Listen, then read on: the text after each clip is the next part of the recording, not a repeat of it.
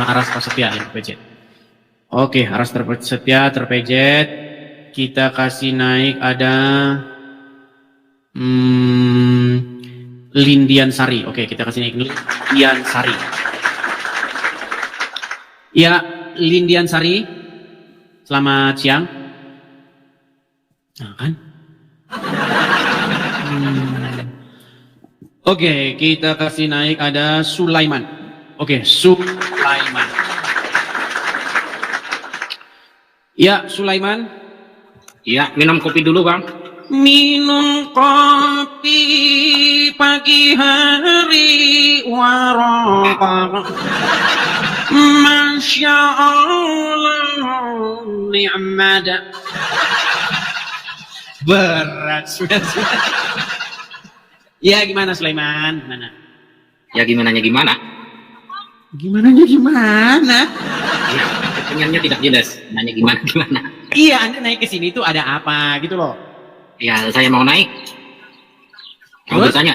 Ya, kenapa Anda masih Kristen itu aja? Oh, kenapa saya masih Kristen? Baik, kenapa saya masih Kristen? Karena saya mempunyai pengharapan. Harapan saya apa? Harapan Masuk surga. saya gimana? Masuk surga, ya? Masuk surga harapannya. Harapan saya adalah kehidupan yang kekal, begitu. Seperti yang terjadi, Kekal, Bang. seperti yang terjadi kepada Yesus. Yesus kami, Mau menurut keterangan jadi Yesus ini orang. Oh iya, betul. Oh iya, iya, bagus. Kalau kalian kan tidak punya pengharapan, sama seperti Muhammad yang masuk kuburan. Ini ada pengharapan, Bang. Ada Bagaimana? pengharapan. Setiap umat Islam itu ada pengharapan untuk masuk ke surga. Baik, Muhammad sendiri ada di mana? Nantinya ke surga. Memang Abang nantinya tidak ke kubur ya? Sekarang saya tanya, Anda akan mengikuti Muhammad, betul? Ya betul. Muhammad yang Anda ikuti ada di mana? Ada di tanah. Kuburan. Baik. Sementara kami orang Kristen mengikuti Yesus, betul? Iya, Nah, mengikuti Yesus. Apakah mengikuti disalib juga? Apakah Anda disalib untuk mengikuti Yesus? Tidak kan? Baik, saya jawab. Iya. Tidak Muhammad akan di Arab, disalib. betul nggak? Betul. Kenapa Anda tidak di Arab Apakah mengikuti Yesus Muhammad? disalib? Ikut salib nggak Anda? Pertanyaan saya begini. Mengikuti itu maksudnya Tidak gimana akan sih? disalib. Apa maksudnya mengikuti? Ya, mengikuti itu maksudnya gimana, jelaskan? Ya, gimana? Makanya saya tanya sama kamu, yang dimaksud mengikuti itu bagaimana? Ya, kalau Anda Kamu mengikuti Muhammad, betul? menjelaskan tadi, mengikuti Muhammad tentu ikuti masuk ke dalam kubur, ya tentu saja sama. Siapa Kalau bilang Anda mengikuti Muhammad dalam kubur? Maksudnya begini. Tadi jawaban Anda, tadi jawaban Anda. Setelah Tadi jawaban kamu, Anda. Kalau boleh saya begitu bicara? Anda ikuti Yesus, Boleh ya, saya bicara? ikuti Yesus disalib juga. Ya, silakan. Baik. Jadi begini, yang dimaksud mengikuti itu adalah meneladani apa yang diperintahkan, melakukan apa perbuatan-perbuatan yang dicontohkan. Sudah? Ya, Yesus Oke. itu bukan disalib, ikuti juga disalib. Yesus Contoh. Di mana? Oke, baik, di mana?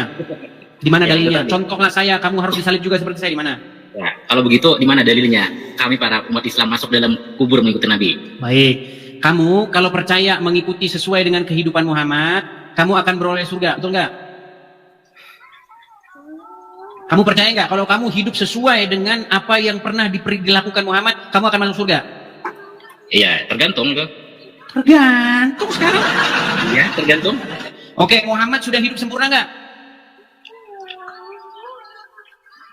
Gimana maksudnya? Udah, kamu habisin rokokmu sana. Yuk silakan. Nekat yang nyata. Oke, kita kasih naik ada Diana. Iya, mereka meneladani Muhammad. Muhammad yang diteladani masih di kuburan. Gimana? Ya, silakan Diana. Halo Pak Gidis, aku Kristen. Oke, baik, saya Aku turunkan Kristen, langsung Bang. ya. Cuma nonton. Saya turunkan langsung. Silakan ya, yang muslim boleh mengajukan permintaan naik. Ajukan pertanyaan-pertanyaan kalian, kita ngobrol-ngobrol santai seputar lintas iman ya. Kita kasih naik ada sebentar. Amirul Zulfikar. Oke, Amirul Zulfikar. Ya, Amirul Zulfikar. Selamat Amirul Zulfikar. Ya, Kenapa suaramu seperti itu menggema? Ya. Bagusin dulu perangkatmu ya. Perangkatmu bagusin dulu. Aduh. Oke, kita kasih naik ada sebentar. Kita kasih naik, ada, sabar ya. Hijau daun, oke. Alkondi nih, dari tadi masih naik yang Alkondi. Ya, Alkondi. Ya, Alkondi, selamat siang. Selamat siang. Selamat siang. Ya, silakan, Alkondi. Anda Muslim? Campuran. Apa? Kabur. Ini yang mengajukan permintaan naik ini ada 100 orang. Tapi di sini yang mengajukan naik ini saya sudah bilang, mungkin sudah ratusan kali saya bilang kalau yang Kristen jangan mengajukan permintaan naik. Tapi dari nama-nama yang mengajukan ini, saya masih melihat banyak nama-nama Kristen. Saya tidak tahu apakah mereka itu mengalami telinga budek atau mengalami apa, saya juga nggak tahu. Saya tidak tahu kenapa ya. Apakah memang mereka yang nggak ngerti atau bagaimana saya. Oke, ada Bara. Bara ini sudah janjian dengan saya. Bara ini sudah janjian. Dia sudah inbox saya untuk diskusi dengan saya. Saya tepati janji saya. Ya, Bara. Selamat siang. Iya, selamat siang Mas. Silakan, nyalakan kamera. Kalau nggak diaktifin kameranya bisa tidak? Kamu betul nggak ngirim pesan ke saya, nantangin saya diskusi? Iya betul ya. Betul. Kamu mau diskusi, tapi kamu nggak berani nampilin wajahmu di kamera? Nah, ini cuma perkara logika aja. Oh, nggak berani. Ya sudah. Kalau begitu, kamu saya kasih hadiah. Ini hadiahnya ya. Saya kasih hadiah. Nah, itu hadiah buat kamu. Oke, kita lanjutkan kembali ya. Kalau ngomong diketikkan teman-teman, oh kamu ya, kamu tidak akan sanggup mengalahkan saya. Saya ini seorang Muslim yang sangat memiliki apa. Saya bilang sama dia, kalau begitu, nanti saya akan live. Silakan kamu ajukan permintaan naik. Giliran sudah dinaikin, apakah perlu nyalakan kamera? Botol mengalir sampai jauh. Botolnya mengalir sampai jauh. Ya teman, saya dengan mereka ini ya. Kalau di inbox aja ngomongnya, aduh benar-benar dah kalau ngomong sungguh luar biasa. Kalau ngomong. Giliran dijabanin, mensen. Kan sudah saya bilang, kalau kamu sudah malu jadi orang Islam, kamu jangan naik ke sini. Kamu aja sudah malu jadi orang Islam, ngapain kamu naik ke sini?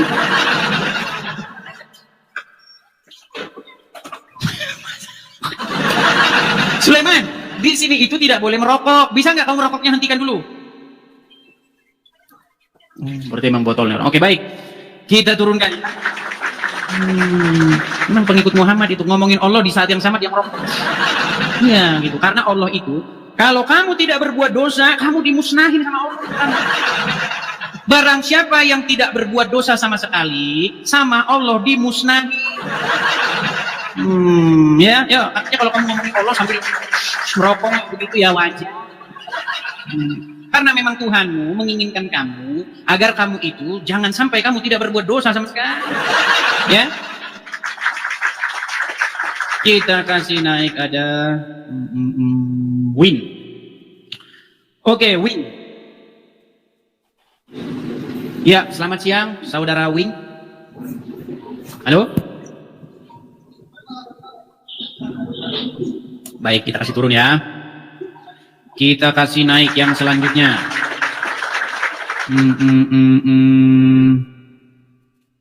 Ahmad Sanusi, oke. Oke, terpental Ahmad Sanusi. Mana tadi Ahmad Sanusi? Bentar. Oh, ini sudah naik. Ya, Ahmad Sanusi. Lari lagi. Memang berat ya teman-teman ya. Bagaimana nih teman-teman? Ya, ini ada 100 orang yang mau naik. Tapi ini ada berapa yang Muslim ya? Fitri Ramadhani, coba nih. Fitri Rahmadani, oke.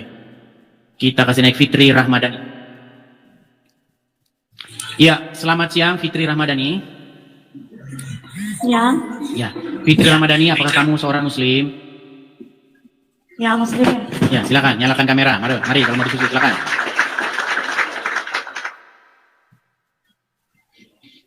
Halo? Gimana cara buka kameranya? Cara buka kamera? Tadi udah kebuka. Nih, saya ulangi, saya bantu dari sini. Tuh, silakan. Mana ya? Sudah ada di layar itu, tinggal terima saja. Yang mana ya? Berat teman-teman ya. Jangan memaksakan diri, sudah saya bilang. Kalau kamu Muslim, kamu udah malu dilihat orang jadi orang Islam, jangan naik. Saya sudah tahu kamu udah nggak pede lagi dengan agamamu, saya tahu. Jangan dipaksakan. Gimana sih? Ya, ya muslim-muslim yang malu-malu, ya, yang dilihat orang sudah nggak pede lagi jadi orang Islam, malu dengan kelakuan Muhammad. Batalkan permintaan naik kalian. Jangan mengajukan permintaan naik, ya. Di sini khusus yang masih bangga dengan kelakuan Muhammad, bangga dengan Islamnya. Yuk, silakan, yuk. Kalau sudah malu, jangan kompaksakan. Ya. Ahmad Sanusi tadi sudah saya naikkan, ini naik lagi. Ahmad Sanusi. Halo.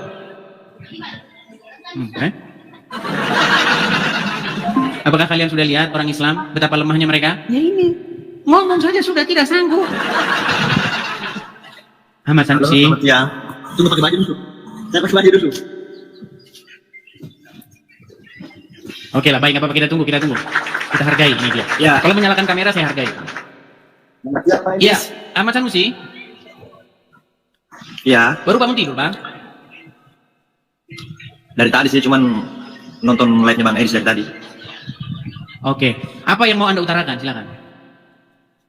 Tadi saya nonton Bang punya dengan Pak Sulaiman ya. Yang mana itu? Kalau menurut kami yang dari Muslim itu menjadi pengikut Nabi Muhammad. Jadi kan Bang Edis bilangnya Nabi Muhammad itu mati dan dikuburkan kan? Betul. Bukankah yang demikian yang tertulis di dalam literatur Islam? Ya benar. Lalu di mana saya itu merupakan perkataan saya? Maksudnya meneladani atau mengikuti kata Bang Edis tadi, memang betul kami itu meneladani Nabi Muhammad. Perkara masuk surganya itu bukan penentu bahwa kami mengikuti seluruh proses yang dilakukan oleh Nabi Muhammad, itu menjamin kami masuk ke surga. Kembali lagi kepada Sang Pencipta, yaitu Allah Subhanahu wa Bukan Ta'ala. itu, salah paham Anda. Artinya rahmatnya Allah. Begini, kan di dalam agama Islam standar hidup ya yang berkenan di hadapan Allah itu kan adalah Muhammad, betul? Benar? Oke. Nah, setelah kalian memenuhi standar hidup seperti yang dilakukan oleh Muhammad, maka kalian akan masuk ke dalam hidup yang kekal. Kalau bahasa kita ini surga gitu. Tapi bahasa dalam Quran dan Bible itu hidup yang kekal. Benar? Oke. Sementara Muhammad, apakah dia beroleh hidup yang kekal? Menurut literatur Islam. Beroleh. Mana dalilnya? Oh, dia di kuburan kok, gimana? Kalau berbicara dalil, saya bukan ahli dari dalil, Bang. Nah, makanya saya bilang teman-teman, seorang muslim ketika dia bercerita tentang agama Islam, di situ dia mulutnya mengucapkan dusta. Bang, tadi kan saya tanya, Muhammad menurut literatur Islam ada di kuburan, betul?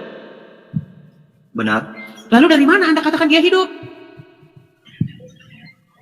Ada beberapa riwayat sih, Pak, dari beberapa pendapat ulama, bahwa ada yang mengatakan bahwa Nabi Muhammad itu mati, dan ada juga beberapa riwayat yang mengatakan bahwa Nabi Muhammad itu tidak mati, melainkan diangkat seperti Nabi Isa. Oke, tunjukkan satu literasi di mana Muhammad diangkat. Tunjukkan. Maksudnya literasi yang seperti apa ini, Pak? Tadi kan Anda bilang, menurut ini, menurut itu, Muhammad diangkat seperti Nabi Isa. Mana ininya, sumbernya mana? Hadis apa? Nah, sudah mulai. Separuh wajahku hilang bersama Islamku, karena aku tidak tahu apa yang diajarkan Islamku. Gimana nih, Bang? Masa Anda Islam, Anda ngomong tapi nggak tahu yang diomongin apa? Nah, gini loh, intinya itu begini. Bang, jangan separuh-separuh, Bang. Apa sudah malu jadi orang Islam? Enggak, saya tidak malu, saya bangga jadi Islam. Terus kenapa begini-begini? Kenapa begini? Gini loh, nah tuh, di tengah. Gini, saya kasih tahu ya. Kita ini kan hidup tahun 2025, bener nggak? Benar. Kita nggak ketemu Yesus, nggak ketemu Muhammad, bener nggak? Betul? Benar? Kita tidak ketemu Yesus, kita tidak ketemu Muhammad, benar? Benar. Oke, apa yang kita dengar adalah apa yang diriwayatkan oleh orang-orang yang hidup sejaman dengan Yesus, hidup sejaman dengan Muhammad. Karena saya tidak sehidup sejaman dengan Yesus, maka keterangan tentang Yesus saya dapatkan dari murid-murid, para saksi mata. Anda tidak sehidup sejaman dengan Muhammad, lalu Anda tahu Muhammad dari mana? Dari para sahabat, dari para saksi mata, betul? Nah, Oke, apa yang dikatakan para saksi mata tentang Yesus? Yesus disalibkan, kemudian dimakamkan selama 3 hari, kemudian bangkit dia dari matinya itu dia bangkit. Dia mengalahkan kematiannya itu dengan cara bangkit. Dan dia mengatakan kepada murid-muridnya, ya, bahwa semua yang dikatakan dia selama ini itu terbukti. Inilah yang kukatakan kepada kamu, bahwa anak manusia harus diserahkan, kemudian mati, dan bangkit pada hari yang ketiga. Yesus membuktikan omongannya benar. Nah, perkataan murid-murid itulah yang menjadi kekuatan bagi kami. Supaya apa? Supaya kami pun nanti beroleh hidup yang kekal, seperti bagaimana Yesus pun beroleh hidup yang kekal, mengalahkan maut. Sekarang pertanyaan saya, di dalam agama Islam, menurut keterangan para saksi mata, Muhammad ada di mana? Ada di alam kubur. Kuburan. Maka, apakah kalian mempunyai pengharapan tentang surga yang diomongin Muhammad itu, sementara Muhammadnya sendiri ada di kuburan? Makanya perbedaan iman kita di situ, Bang. Anda beriman mengimani seseorang mati. Anda mengimani mengikuti ajaran orang mati. Makanya saya bilang, orang Kristen dituntun oleh firman yang hidup, orang Islam dituntun mayat dalam kuburan. Nabi Muhammad kan manusia nggak bisa juga. ngomong kan? Makanya Bang, saya cuma pesan Manusia begini. juga, Bang. Bagaimana? Bukan Tuhan. Nabi Muhammad itu bukanlah Tuhan, melainkan manusia yang diutus oleh Allah, oleh Tuhan. Oke, Anda dituntun oleh dia, dipimpin oleh dia? Benar. Oke, berarti Anda dituntun, dipimpin oleh orang mati kan? Benar. Iya, makanya pernyataan saya di mana salahnya? Semasa hidupnya itu, sudah semasa hidupnya Rasulullah itu, Nabi Muhammad itu adalah contoh buat kami umat Islam. Sekarang adalah faktanya kalian dipimpin, dituntun oleh orang mati, betul? Betul. Nah, makanya kami orang Kristen, iman kami bukan seperti itu. Kami dipimpin, dituntun oleh firman yang hidup, Iman, yaitu Yesus. Kalau berbicara iman ya iman abang, Iya, iman saya, tapi iman saya saya. iman kita Karena beda. kita tidak bisa menyamakan iman Anda dan iman Yang orang menyamakan Islam. siapa? Saya tidak menyamakan. Kita memiliki, dengar Bang, tenang dulu ya, tenang. Ahmad Sanusi, tenang. Gini, kita itu punya iman yang berbeda. Nggak mungkin ketemu iman kita. Cuman logika iman kami dengan logika iman kalian, kita bandingkan di sini, kita diskusikan. Nah, Anda beriman bahwa Anda dipimpin, dituntun oleh orang mati, betul? Betul. Iya, sementara kami, di dalam iman kami dituntun, kami dipimpin oleh firman yang hidup, yaitu Yesus yang hidup. Itulah bedanya kita. Begitu loh. Nah, makanya saya menyarankan kepada Anda, selama Anda jadi Islam, Anda kan nggak mempelajari agama Islam. Betul nggak? Belajar tapi tidak banyak. Ya, artinya belajar cuma dari 100%. Oke, dari 100 kamu belajar Islam berapa? Saya cuma mau menyampaikan menurut Ya, saya. oke. Dari 100 kamu belajar Islam berapa? Saya tidak mau yang tinggi-tinggi, 10 lalu sudah cukup. Ya 10. Makanya begini, setelah kamu gini, Sulaiman, Ahmad Sanusi, kalau kamu mau menghabiskan waktu kamu mempelajari agama Islam, kamu belajar, tadi kan 10 ya, kamu belajar sungguh-sungguh agama Islam, pegang omongan saya, camkan dan ingat omongan saya kelak. Kamu akan tidur dengan nyenyak malam-malamnya setelah kamu pelajari agama Islam. Lalu besok pagi kamu telepon tukang loak. Halo bro, tukang loak, besok datang ke rumah saya ya. Ngapain? Tolong ini angkut ini kitab-kitab ini bawa sama kamu. Itu kalau kamu sungguh-sungguh mempelajarinya. Oh, gimana?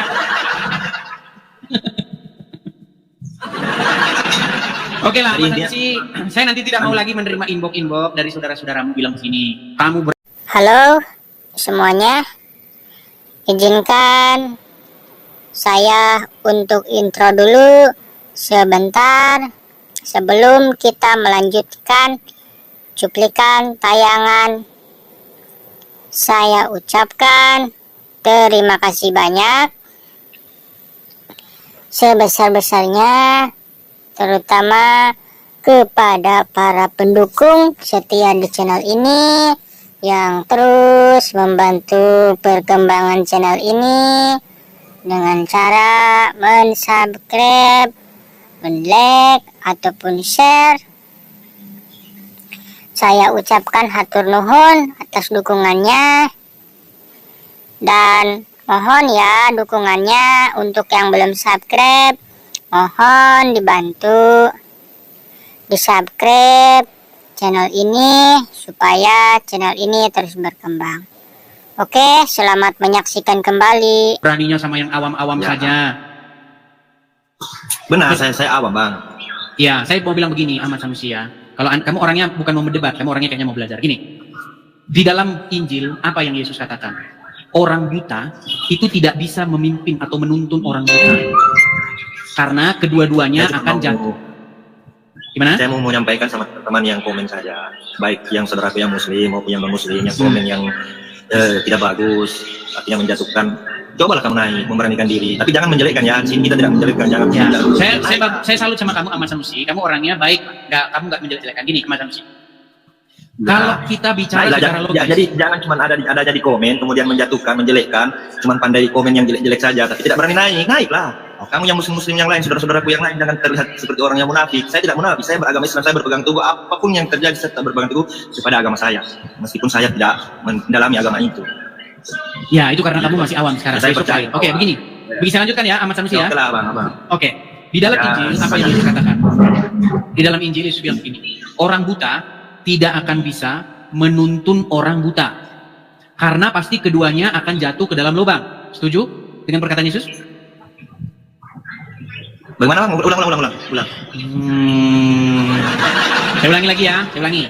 Orang buta tidak akan bisa menuntun orang buta, karena keduanya pasti akan terperosok ke dalam lubang, betul? Kalau kita berbicara logika, menurut saya tidak selamanya orang buta terperosok, bang. Contoh, terperosok di mana maksudnya abang? Itu kalau kita berbicara logika, mari kita berbicara logika, bang. Orang buta tidak akan terperosok. Kalau matamu ditutup, terus kau jalan di jalan raya, kau masuk jurang nggak, masuk lubang nggak, kira-kira? Belum tentu. Ya udah, Anda ngobrolnya sesama level Anda dulu ya, oke? Ya. Oke ya. Dan saya mengingatkan kepada statementnya abang ini. Yang mana itu? Yang mana? Jatuh. Saya bantah. Tidak selamanya, bang. Orang buta itu jatuh. Artinya kita tidak boleh membedakan orang yang buta dengan orang yang normal. Terkadang orang yang buta itu buta matanya, tapi bersih hatinya. Orang yang bersih hatinya, bang, akan diselamatkan oleh Tuhan. Ini kita tidak ngomong hati, Ahmad Sanusi. Kita ngomong mengenai apakah orang buta, kalau menuntun orang buta itu sesuatu yang secara logika itu benar atau enggak? Oke lah, Anda di bawah dulu. Lah kita kalau ngomong sama orang begitu, ada saja. Jadi teman-teman ya, kita itu kalau ngomong sama orang yang IQ-nya rendah, memang kita akan mengalami agak sulit gitu ya. Kita harus undang itu yang pintaran dikit. Tapi seperti saya bilang teman-teman, Muslim-Muslim yang pintaran dikit sudah pada keluar dari agama Islam. Ya silakan. Di sini tinggal yang nggak ngerti agama Islam, teman-teman. Oke, kita kasih naik ada. Bentar ya. Sabar teman-teman. Ada Kiai.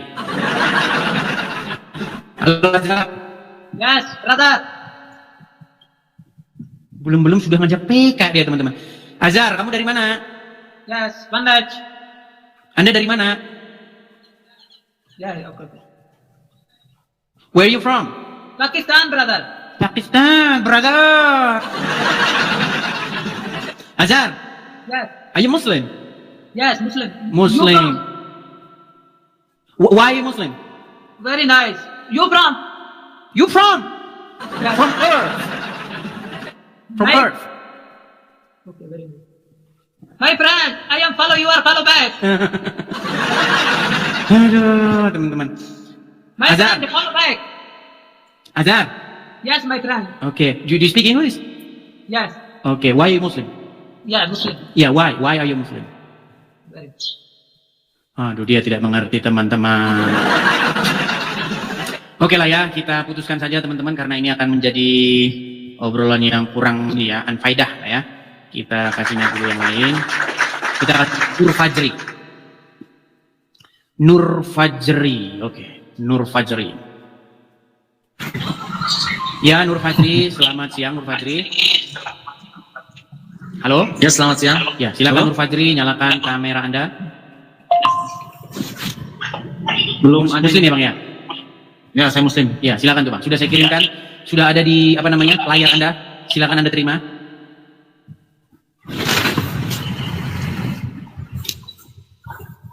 Halo? Sinyalnya jelek, Mas. Sinyalnya jelek. Baik, kalau Anda sudah malu jadi orang Islam, Anda tidak pede dilihat orang sebagai orang Islam, saya turunkan ya. Ya, sinyalnya Oke, jelek, Bang. baik, saya turunkan.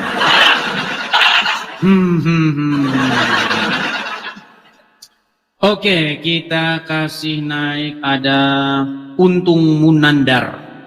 Untung Munandar. Jason salah pencet. Ya Jason, silakan nyalakan kamera. Halo Jason. Ya maaf ya kita Mas Rani. Langsung kita turunkan ya. Kita kasih naik ada Untung. Mana tadi Untung? Sunandar. Oh enggak, Farhad saja kita. Farhad. Ya Farhad.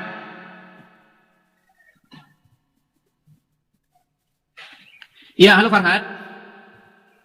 Turun aja Om, turun saya. Kenapa Anda mengajukan naik tapi dinaikkan minta turun? Saya tuh mau mendengarkan, tidak pencet ikut itu apa, gabung gitu loh. Yang Anda pencet apa? Apa itu maksudnya ikut ngobrol itu loh, kan saya mau mendengarkan, saya besarkan layar kaca saya ke pencet itu. Yang Anda pencet apanya? Yang Anda pencet apanya? Udah saya turun aja. Berat. Berarti banyak di bawah ini yang ngajukan permintaannya. Oke lah, kita ini ya, bikin edukasi dulu ya, teman-teman ya.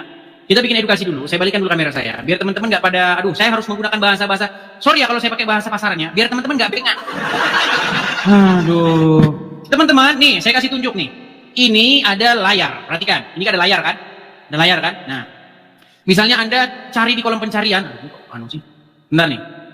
Misalnya Anda cari di kolom pencarian begini nih. Pencet kolom pencarian, cari Edis TV ya. Misalnya Anda lagi nonton Edis TV nih, misal, nih. Anda nonton Edis TV kan kayak begini. Nih, ini live ya, ini lagi nonton nih. Perhatikan, ketika Anda lagi nonton Edis TV, ini tombol naik ini.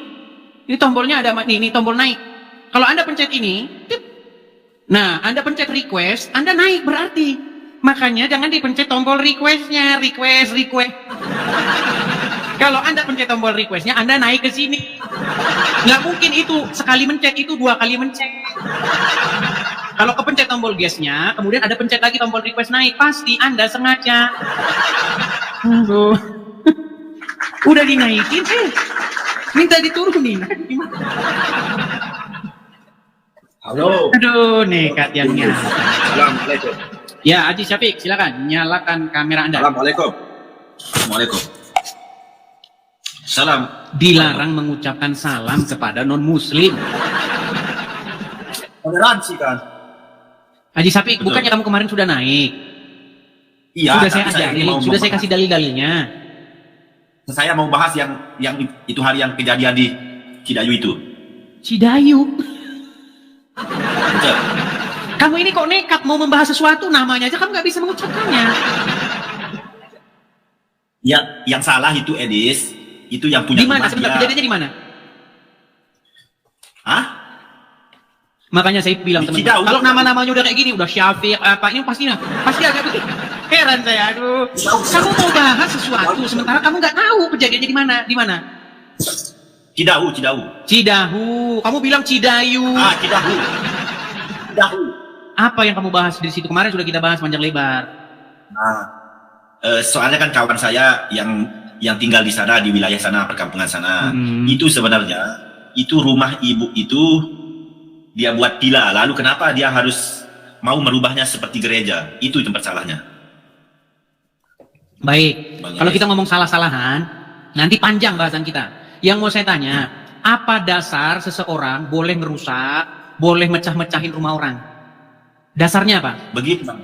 Kawan saya kan dia cerita dengan saya. Tenang. Kalau dia itu Jangan cerita kawan kamu. Saya mau cerita, nih teman-teman ya. Anda muslim ya? Muslim. Oke, saya mau tes dulu. Apa otak muslim itu waras atau enggak? Coba ya, saya mau tes. Nih, dengar.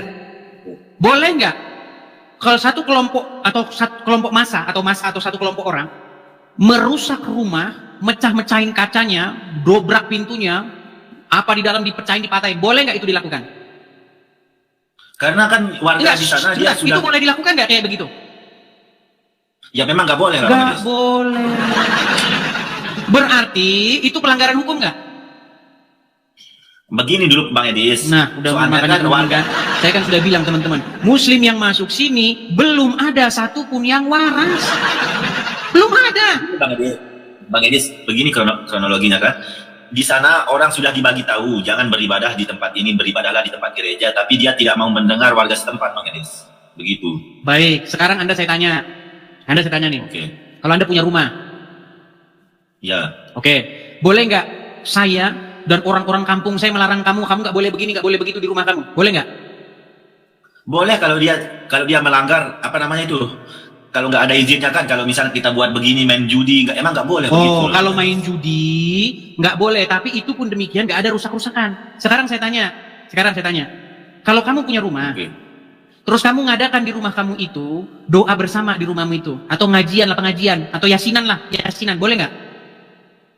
Ya boleh Bang Edi, soalnya kan itu kan rumah kita. Terus kenapa kalau orang Kristen ngadakan acara kebaktian nggak boleh? Kan harusnya di tempat gereja. Berarti kalau yasinan harus di masjid? Iya.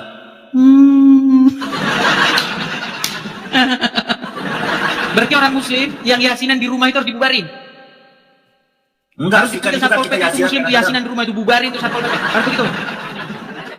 Begini Bang Edi, kan kalau yasinan di rumah kadang-kadang kan orang lagi Bilang meninggal, aja gini, meninggal dunia. dengar, bilang aja begini. Intinya, banyak kejadian di negeri Konoha, itu banyak terjadi orang yang mayoritas berbuat semena-mena kepada yang minoritas. Udah pengalaman saya. Saya kasih contoh. Contoh nih. Oke. Saya tanya, abang tinggal di mana nih? Sekarang saya tinggal di Jawa Tengah. Jawa Tengah. Kalau dari logat bicara Anda, kayaknya Anda bukan asli Jawa Tengah.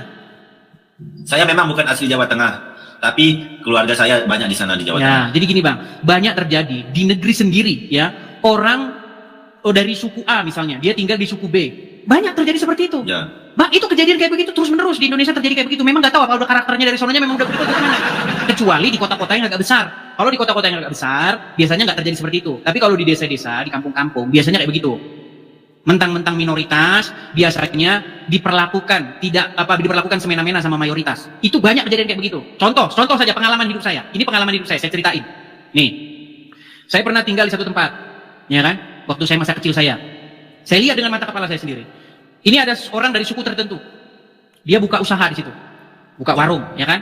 Kemudian datang di hari-harian puasa itu mau lebaran itu, ada sekelompok orang preman, ya kan? Minta jatah THR.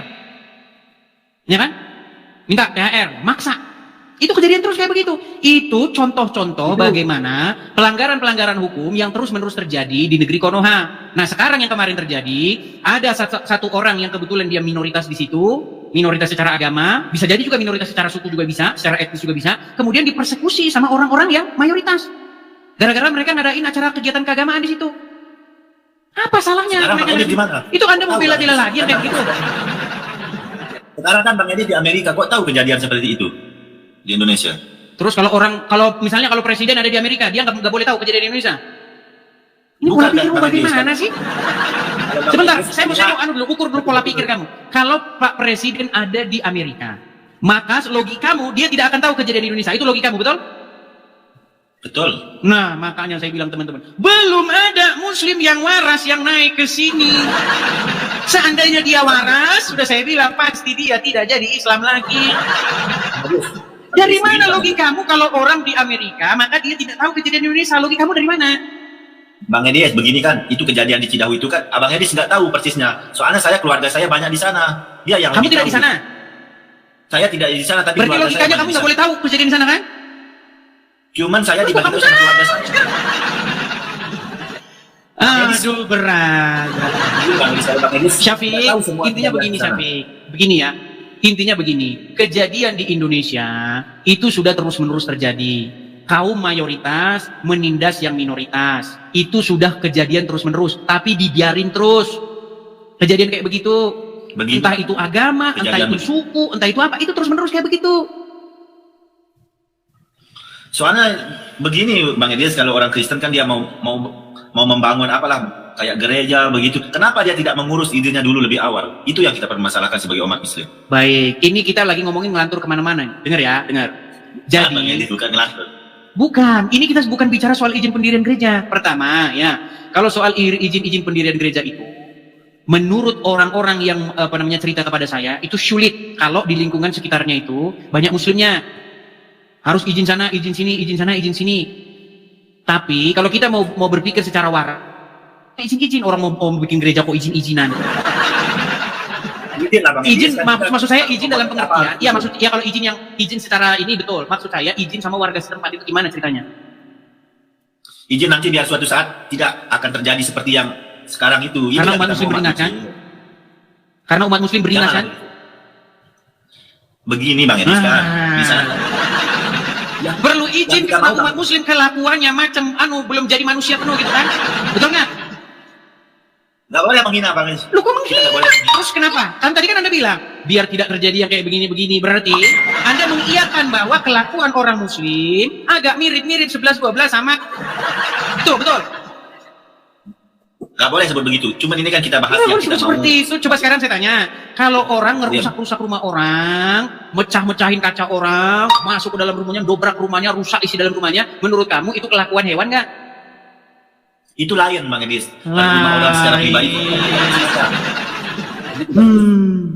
Ini Bang Idris, kalau kita Gimana? sebagai umat muslim kan betul-betul itu dia mendirikan gereja, tapi harus diurus Sejak kapan izinnya umat awal-awal muslim jadi begitu. polisi kayak begitu? Sejak kapan?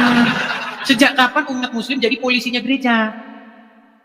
Kita harus ikuti peraturan lah, peraturan Iya, begitu. peraturan kalau misalnya mendirikan hal-hal yang tadi saya jelas-jelas melanggar hukum. Contoh, Anda mendirikan di dalam kampung, misalnya Anda dirikan di situ tempat pembuangan sampah. Ya nggak boleh. Ini kan cuma tempat biasa. Orang mau mengadakan kegiatan-kegiatan di situ. Yang penting kegiatan itu tidak melanggar hukum. Apakah kegiatan beribadahan itu melanggar hukum? Melanggar hukum nggak orang Kalau melakukan ada kegiatan izin, beribadahan? misalkan kalau dia buat di sekitar sana, wilayah sana kan belum ada izinnya. Begitulah keluarga saya yang Jadi menceritakan saya. makanya teman-teman kalian sudah melihat kan bagaimana botolnya muslim ini sudah mengakar sampai ke mereka udah ngakar, botolnya itu udah ngakar sampai ke dalam-dalam. Jadi mau gimana tuh? Kalian sudah lihat kan? Iya. Bang Idris, begini kan, kalau memang betul-betul ada izinnya, kita sebagai orang muslim nggak mungkin mengacau itu. Iya, bangunan jadi karena memang rusak. umat muslim suka membuat kacau ya. Kan saya sudah bilang kalau memang betul-betul ada izinnya mendirikan gereja. Iya, kalau nggak ada izinnya berarti umat muslim akan membuat kacau, betul? Memang betul, tapi kita kan mau ikut Iya, aturan. karena memang umat muslim sukanya bikin kacau, betul? Bukan Bang, Nah, kita mau ikut aturan. bukan. Ini gimana nih orang ini? Abang nggak paham. Kita sebagai orang muslim, kalau misalnya Kristen mau Harus mendirikan bertindak. gereja, Anda sebagai muslim haruslah Anda bertindak seperti preman, begitu betul? bukan Bang Edi. Nah, bukan. Ini kan kita- Terus gimana? Kenapa tidak ditunjukkan izinnya membuat begini di sana? Iya, karena Kan muslim adalah umat yang dapat berfungsi sebagai polisi, yang dapat berfungsi sebagai satpol PP, betul? Betul? Betul. Betul. Makanya saya bilang teman-teman, ketololan muslim sudah mengakar sampai ke dalam tanah. Jadi susah disembuhin, nggak susah. Contohnya kayak ini samping saya ini, gimana? Kalau kita kan Gimana? sebagai orang muslim, kalau kita sebagai orang muslim mau membangun masjid, kita harus urus dulu izinnya. Baru kita, kalau sudah pemerintah mengeluarkan, dia bilang sah, baru kita. Anda ini bicara masjid atau bicara tempat kediaman? Masjid, Bang Idris. Kan nggak nyambung lagi Begitulah kan yang kita teman-teman kan? Bang Idris. Syafiq. Kita mau sebagai orang muslim. Syafiq, kita ini bukan bicara masjid, bukan bicara gereja. Itu Kan yang di kejadian yang di Sukabumi itu villa. Kalau Ya, villa, memang orang villa dengar dulu, apa? Syafiq. Kamu tahu villa nggak? Tahu villa? Apa villa itu? Begini Bang Idris kan. Sebentar. memang Apa itu villa itu apa?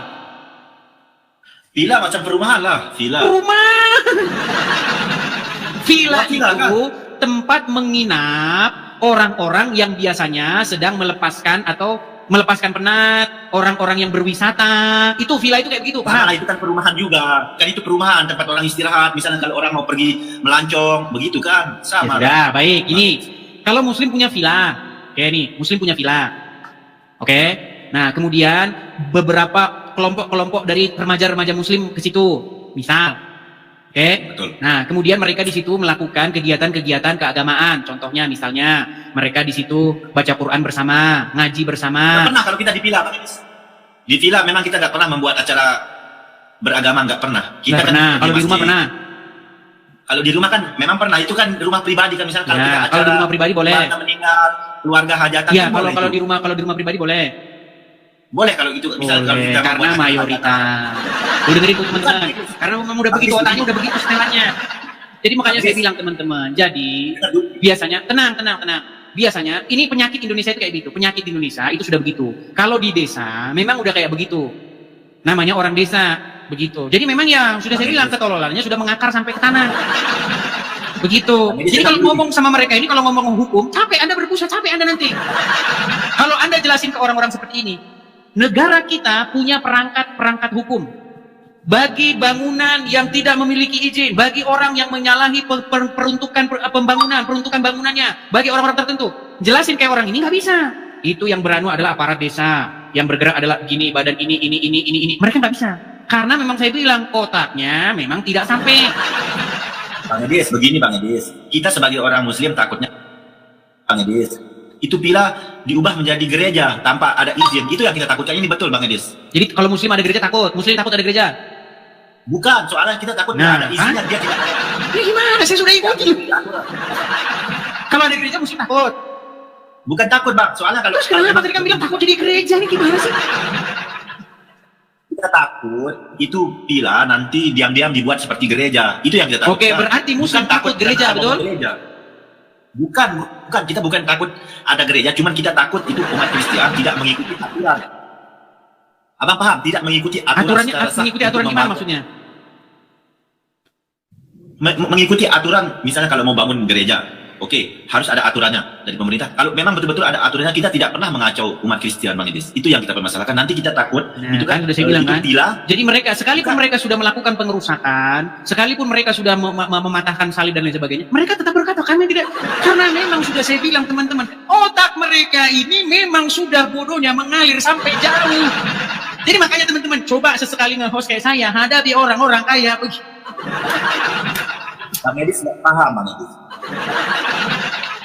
Berarti Bang Edis belum memahami pembicaraan saya, Bang Edis kan? Saya itu kan. Tapi coba saya mau harus tanya, ada izinnya dulu. kita ngomong sama orang yang memang akalnya kurang. Gini, karena memang orang yang melakukan pengerusakan itu termasuk orang-orang yang akalnya kurang. Tapi nggak apa-apa. Gini, kita ajak dulu ngobrol, kita main psikologi dulu. Sebenarnya apa yang terjadi pada keadaan psikologis orang-orang Muslim ini? Gini, kalau orang punya villa, ya kan? Terus ada orang nginep di situ. Itu kalau kamu ngelihat begitu hatimu tidak senang ya? Maksudnya? Misal kamu punya villa nih, Villa. terus ada orang nginep di situ ke villamu itu. Orang-orang nginep Ya, ke villamu itu. terus? Kira-kira kalau tetanggamu nggak senang, kira-kira menurut kamu gimana? Wajar nggak tetanggamu itu nggak senang? Enggak. Nggak wajar. Nah, itu ada orang punya villa itu, ada tamunya ke sana, ngadakan acara di villanya itu. Menurut kamu warga kampung itu yang membuat dia nggak senang itu apa? Begini Bang Edis, itu kan Aduh. kalau orang mau menginap di villa itu Kan sudah saya bilang teman-teman. Biasanya teman-teman, orang kampung itu, ini pengalaman saya ya. Bahkan kalau teman-teman belajar dari zaman Belanda, kalau orang Belanda itu tahu tuh, kampung-kampung itu. Anda belajar dari sumber-sumber Belanda. Apa yang terjadi di kampung-kampung Indonesia? Jadi memang begini, orang kampung itu banyak mereka itu yang pengangguran. Nggak senang ngelihat orang ngelihat orang maju nggak senang mereka, nggak senang. Itu makanya ada penyakit di kampung itu, melihat orang senang dia susah, melihat orang susah dia senang.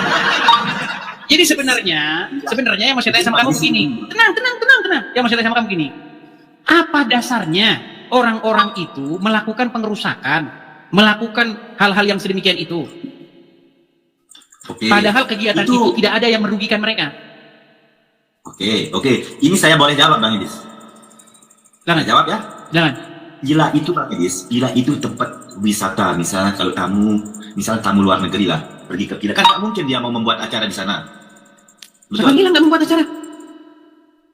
Nggak mungkin di tempat villa dia mau membuat acara keagamaan, nggak mungkin Bang Edis. Siapa bilang Karena kan nggak villa itu tempat wisata.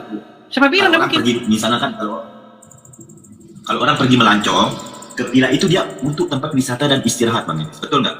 Iya, kok jadi kamu yang ngurusin kegiatan orang gitu loh? Bukan Bang Edis, Kan bukan. jadi enggak, kok bisanya kamu gitu loh yang ngatur orang harus ngapain gitu loh? Kan memang itu villa, tempat wisata. Kan nggak Kalian mungkin sudah orang tahu wisata bagaimana orang Islam. busuknya, bagaimana buruknya orang Islam. Ya ini. Ini contohnya teman-teman. Karena apa? Karena mereka ini memang di dalam hatinya, di hidungnya pun ada setan. Di hidungmu ada setan, pantas kelakuanmu mirip dengan setan. Saya mau tanya sama Saya tanya Bang kamu, Edis. orang mau ke villa, masa kamu mau ngatur kegiatan mereka apa? Begini Bang Edis, kan orang ke villa kan nggak mungkin dia mau buat. Kok nggak mungkin? Bang Edis. Maksudmu Bang Edis acaranya mau seperti orang Islam gitu? Nikah mutah itu, yang kayak di Puncak Bogor gitu? Ini memang Bang Edis kurang paham. Begini Bang Edis, kita sebagai orang Muslim tadi, nanti diam-diam dirubah menjadi gereja, tidak ada izinnya. Abang paham nggak? Omongan saya. Gimana? Omongan saya, abang paham? Gimana? Kita takutnya itu sebuah villa, nanti diam-diam dirubah menjadi gereja. Itu yang kita takutkan. Kalau jadi gereja takut Muslim? Bukan takut adanya gereja, kita bukan takut adanya gereja, cuman kita takut dia tidak mengikuti aturan pemerintah. Nanti diam-diam dia mengubah menjadi gereja. Memang bilang kata teman. Jadi gini aja lah, Syafiq, yang saya mau tanya sama kamu gini aja, Syafiq. Kalau misalnya kamu punya villa, terus ada orang main ke villa kamu, terus? nah, kira-kira yang ngatur mereka siapa? Mereka harus ngapain, harus gini-gini, siapa yang ngatur?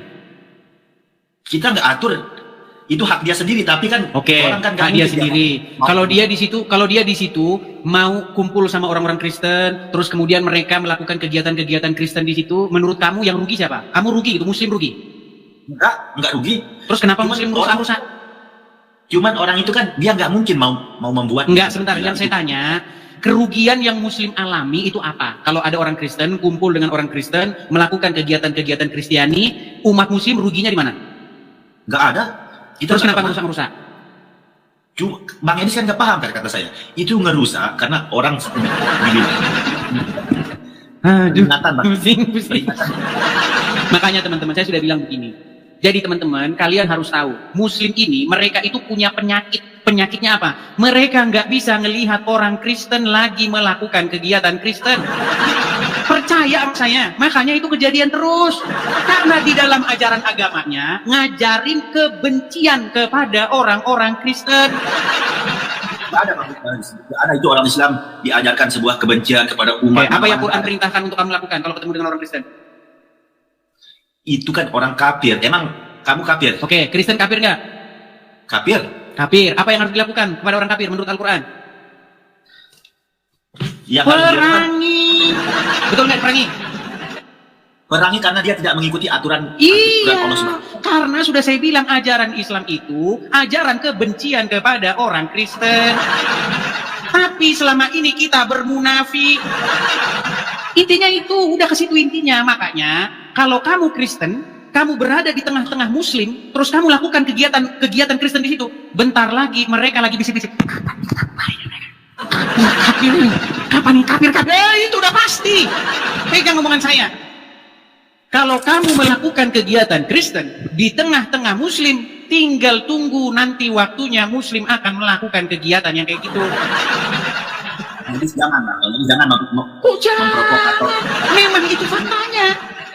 Saya lihat Bang Edi sini macam memprovokator umat Kristen. Memprovokatori. Saya mengungkapkan apa yang ada di lapangan, itu yang terjadi terus-menerus.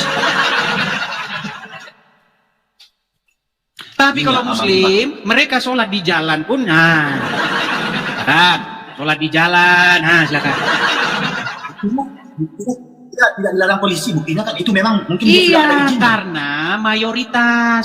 Makanya kalau mayoritas itu bebas berbuat sekehendak hatinya. Begini Bang Edis, sekarang Nggak percaya. Bang Edis, sekarang Kristen di Indonesia berapa persen? Saya tanya.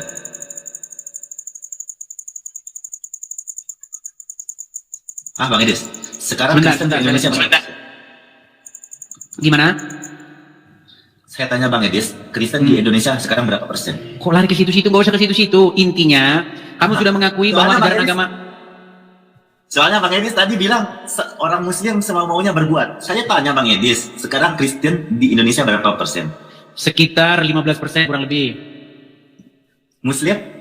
Paling kalau di KTP 80%. Tapi yang ikut-ikutan itu 80%. Yang ngerti agamanya cuma 2 orang. Gak percaya. Dengarkan, dari 80% orang Islam di Indonesia ini, yang ngerti agama Islam cuma 2 orang, dan itu masih saya cari. Belum ketemu yang 2 orang itu. Itu pun belum diketahui di mana rimbanya.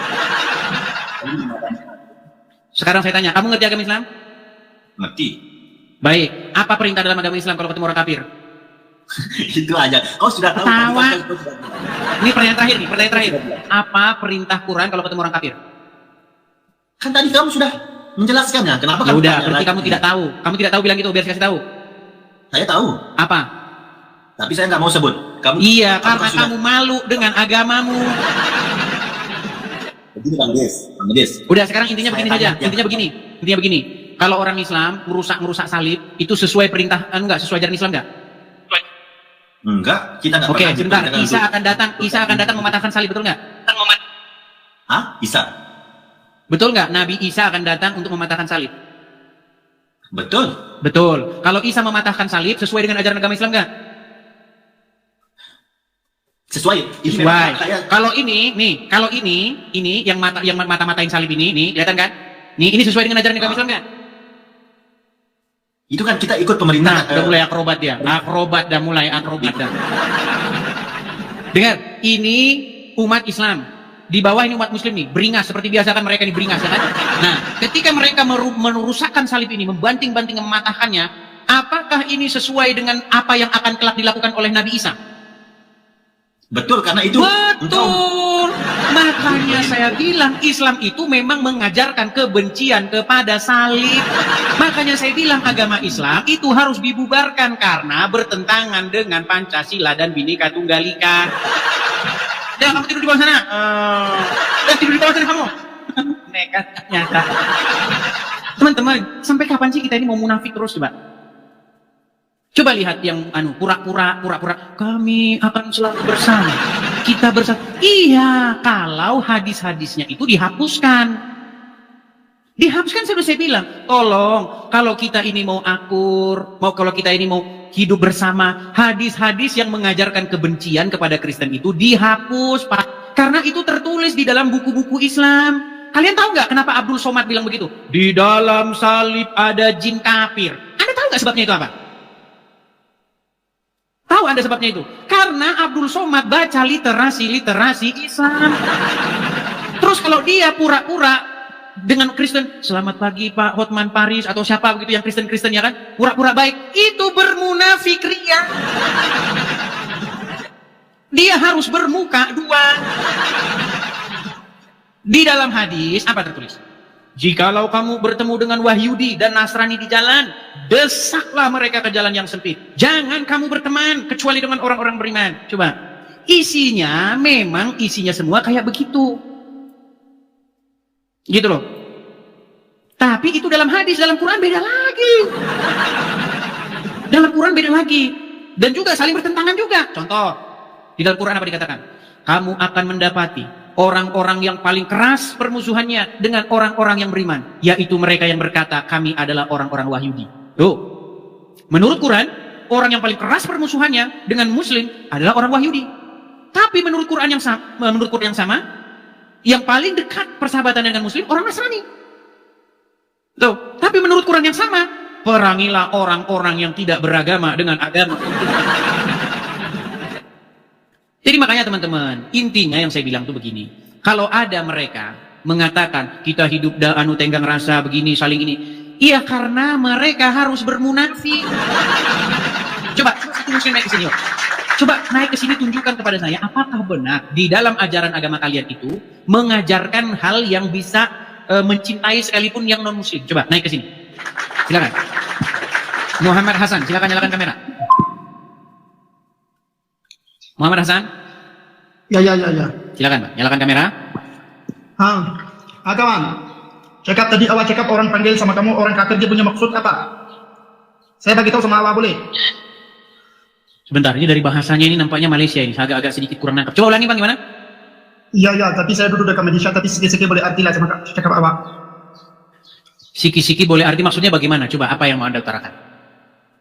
Tadi awal cakap sama kawan tadi orang muslim kan? Itu orang kafir pun orang kafir sama awak, kenapa pasal panggil awak kafir? Dia punya maksud awak mau? Teman-teman ngerti nggak apa yang dia mau? Oke, baik. Saya tanya dulu nih. Muhammad Hasan, kamu orang kan susah hati apabila kita orang panggil sama kamu kafir kan? Enggak, kami bangga menjadi orang kafir karena kami kafir kepada nabi yang aneh. Kami wajib kafir kepada Muhammad karena kalau kami percaya kepada Muhammad sama saja kami percaya kepada nabi-nabian. Gimana? No, kita orang percaya sama. Anda tahu nabi-nabian? Tahu nabi-nabian? Ya tahu. Apa nabi-nabian? Nabi Isa tahu, Nabi Isa kita tahu, Nabi Muhammad kita tahu. Kalau nabi-nabian tahu? Ya? Nabi-nabian kita tahu. Apa nabi-nabian itu? Nabi-nabian saya tak tahu, tapi Nabi saya tahu. Nabi ada, Rasul ada. Oke, kamu kursus bahasa Indonesia dulu. Ya, kursus dulu bahasa Indonesia ya. Atau kursus bahasa Melayu bisa. Sudah kita orang tahu, sedikit tahu. Oke, sedikit kalau tahu, kalau pengertian nabi-nabian itu apa? Nabi-nabian, apa maknanya nabi-nabian?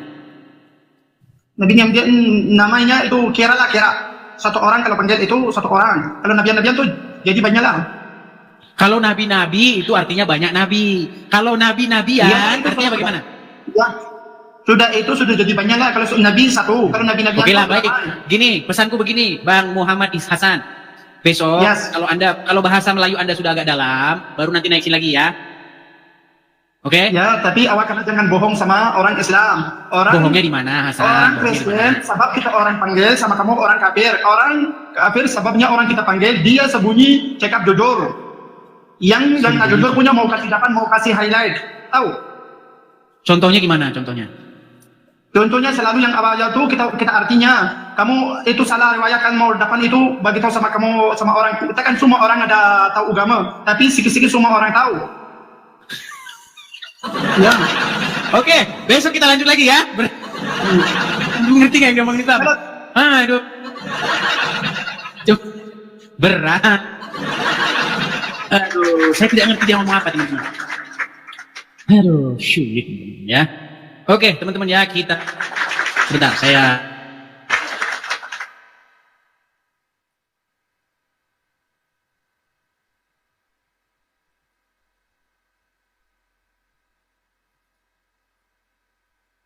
Oke, kita lanjutkan kembali ya.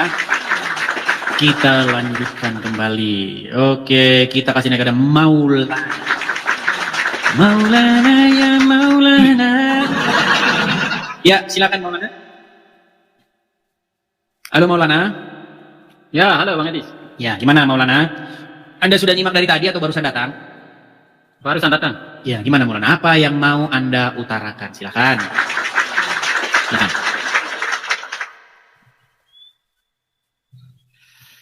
Tadi itu ngomong apa yang tadi itu?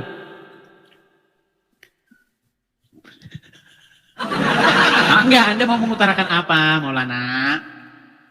Tadi kan Abang Edis kan ngomong Islam mengajarkan kebencian.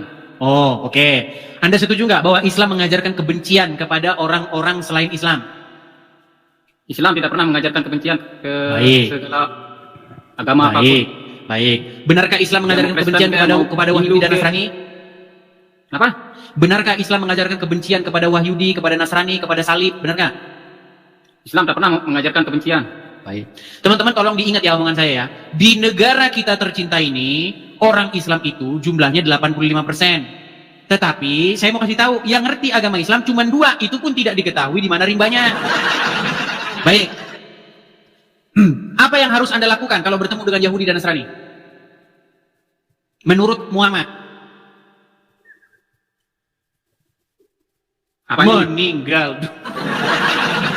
Tahu nggak apa yang harus Anda lakukan kalau bertemu Yahudi dan Nasrani? Ya seperti biasa, berjabat Apa? tangan macam itu. Apa? Berjabat tangan. Berjabatan. Makanya saya bilang teman-teman, alasan dia masih Islam adalah karena dia tidak pernah mengerti ajaran agama Islam.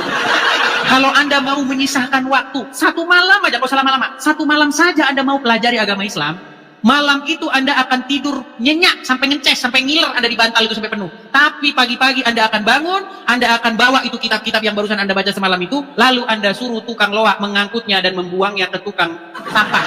Nih, saya balikin sama kamu. Aduh, sungguh nekat yangnya. Benar-benar mereka ini ya teman-teman ya. Saya tunjukkan. Kenapa kamu mengatakan kalau ketemu dengan orang Wahyudi Nasrani berjabat tangan? Waduh, nekat. Perhatikan. Ini hadis-hadis tentang bagaimana berpergaulan kamu kalau ketemu orang Yahudi dan Nasrani. Perhatikan. Haram kamu mengucapkan salam. Boro-boro nyalam-nyalam tangannya kamu. Ucapin aja kamu haram. Perhatikan. Apa yang... Ya memang. Memang kalau kita mengucapin salam itu memang tidak diperbolehkan. Oh, sekarang nggak dibolehkan. Tiba-tiba, memang nggak boleh, memang ya nggak boleh. Nih, Memang nggak boleh. baik. Perhatikan, kalau kamu ketemu dengan orang Dia muslim, pun kalau dia pun minta salam kita nggak boleh perhatikan. jawab dia. Oke. Dari Abu Hurairah, Rasulullah bersabda, janganlah kalian memulai mengucapkan salam kepada Yahudi dan Nasrani. Apabila kalian bertemu dengan salah satu dari mereka di jalan, maka Maka? Maka apa? Kok macet? Disalahkan. Maka apa? Disalahkan. Apa dibacanya? Maka disalahkan ia ke. Disalahkan. Mudah huruf kayak Muhammad nabinya. Coba bacain Bang, baca. Disalahkan ia ke. Apa? Disalahkan. Disalahkan. Ganteng-ganteng serigala. Berat saudara-saudara. Memang tidak disalahkan. Desaklah, bukan memang disalahkan. tidak diperbolehkan. Desaklah. Coba baca lagi. Kesaklah. Desaklah ia ke Ke jalan yang sempit. jalan yang sempit.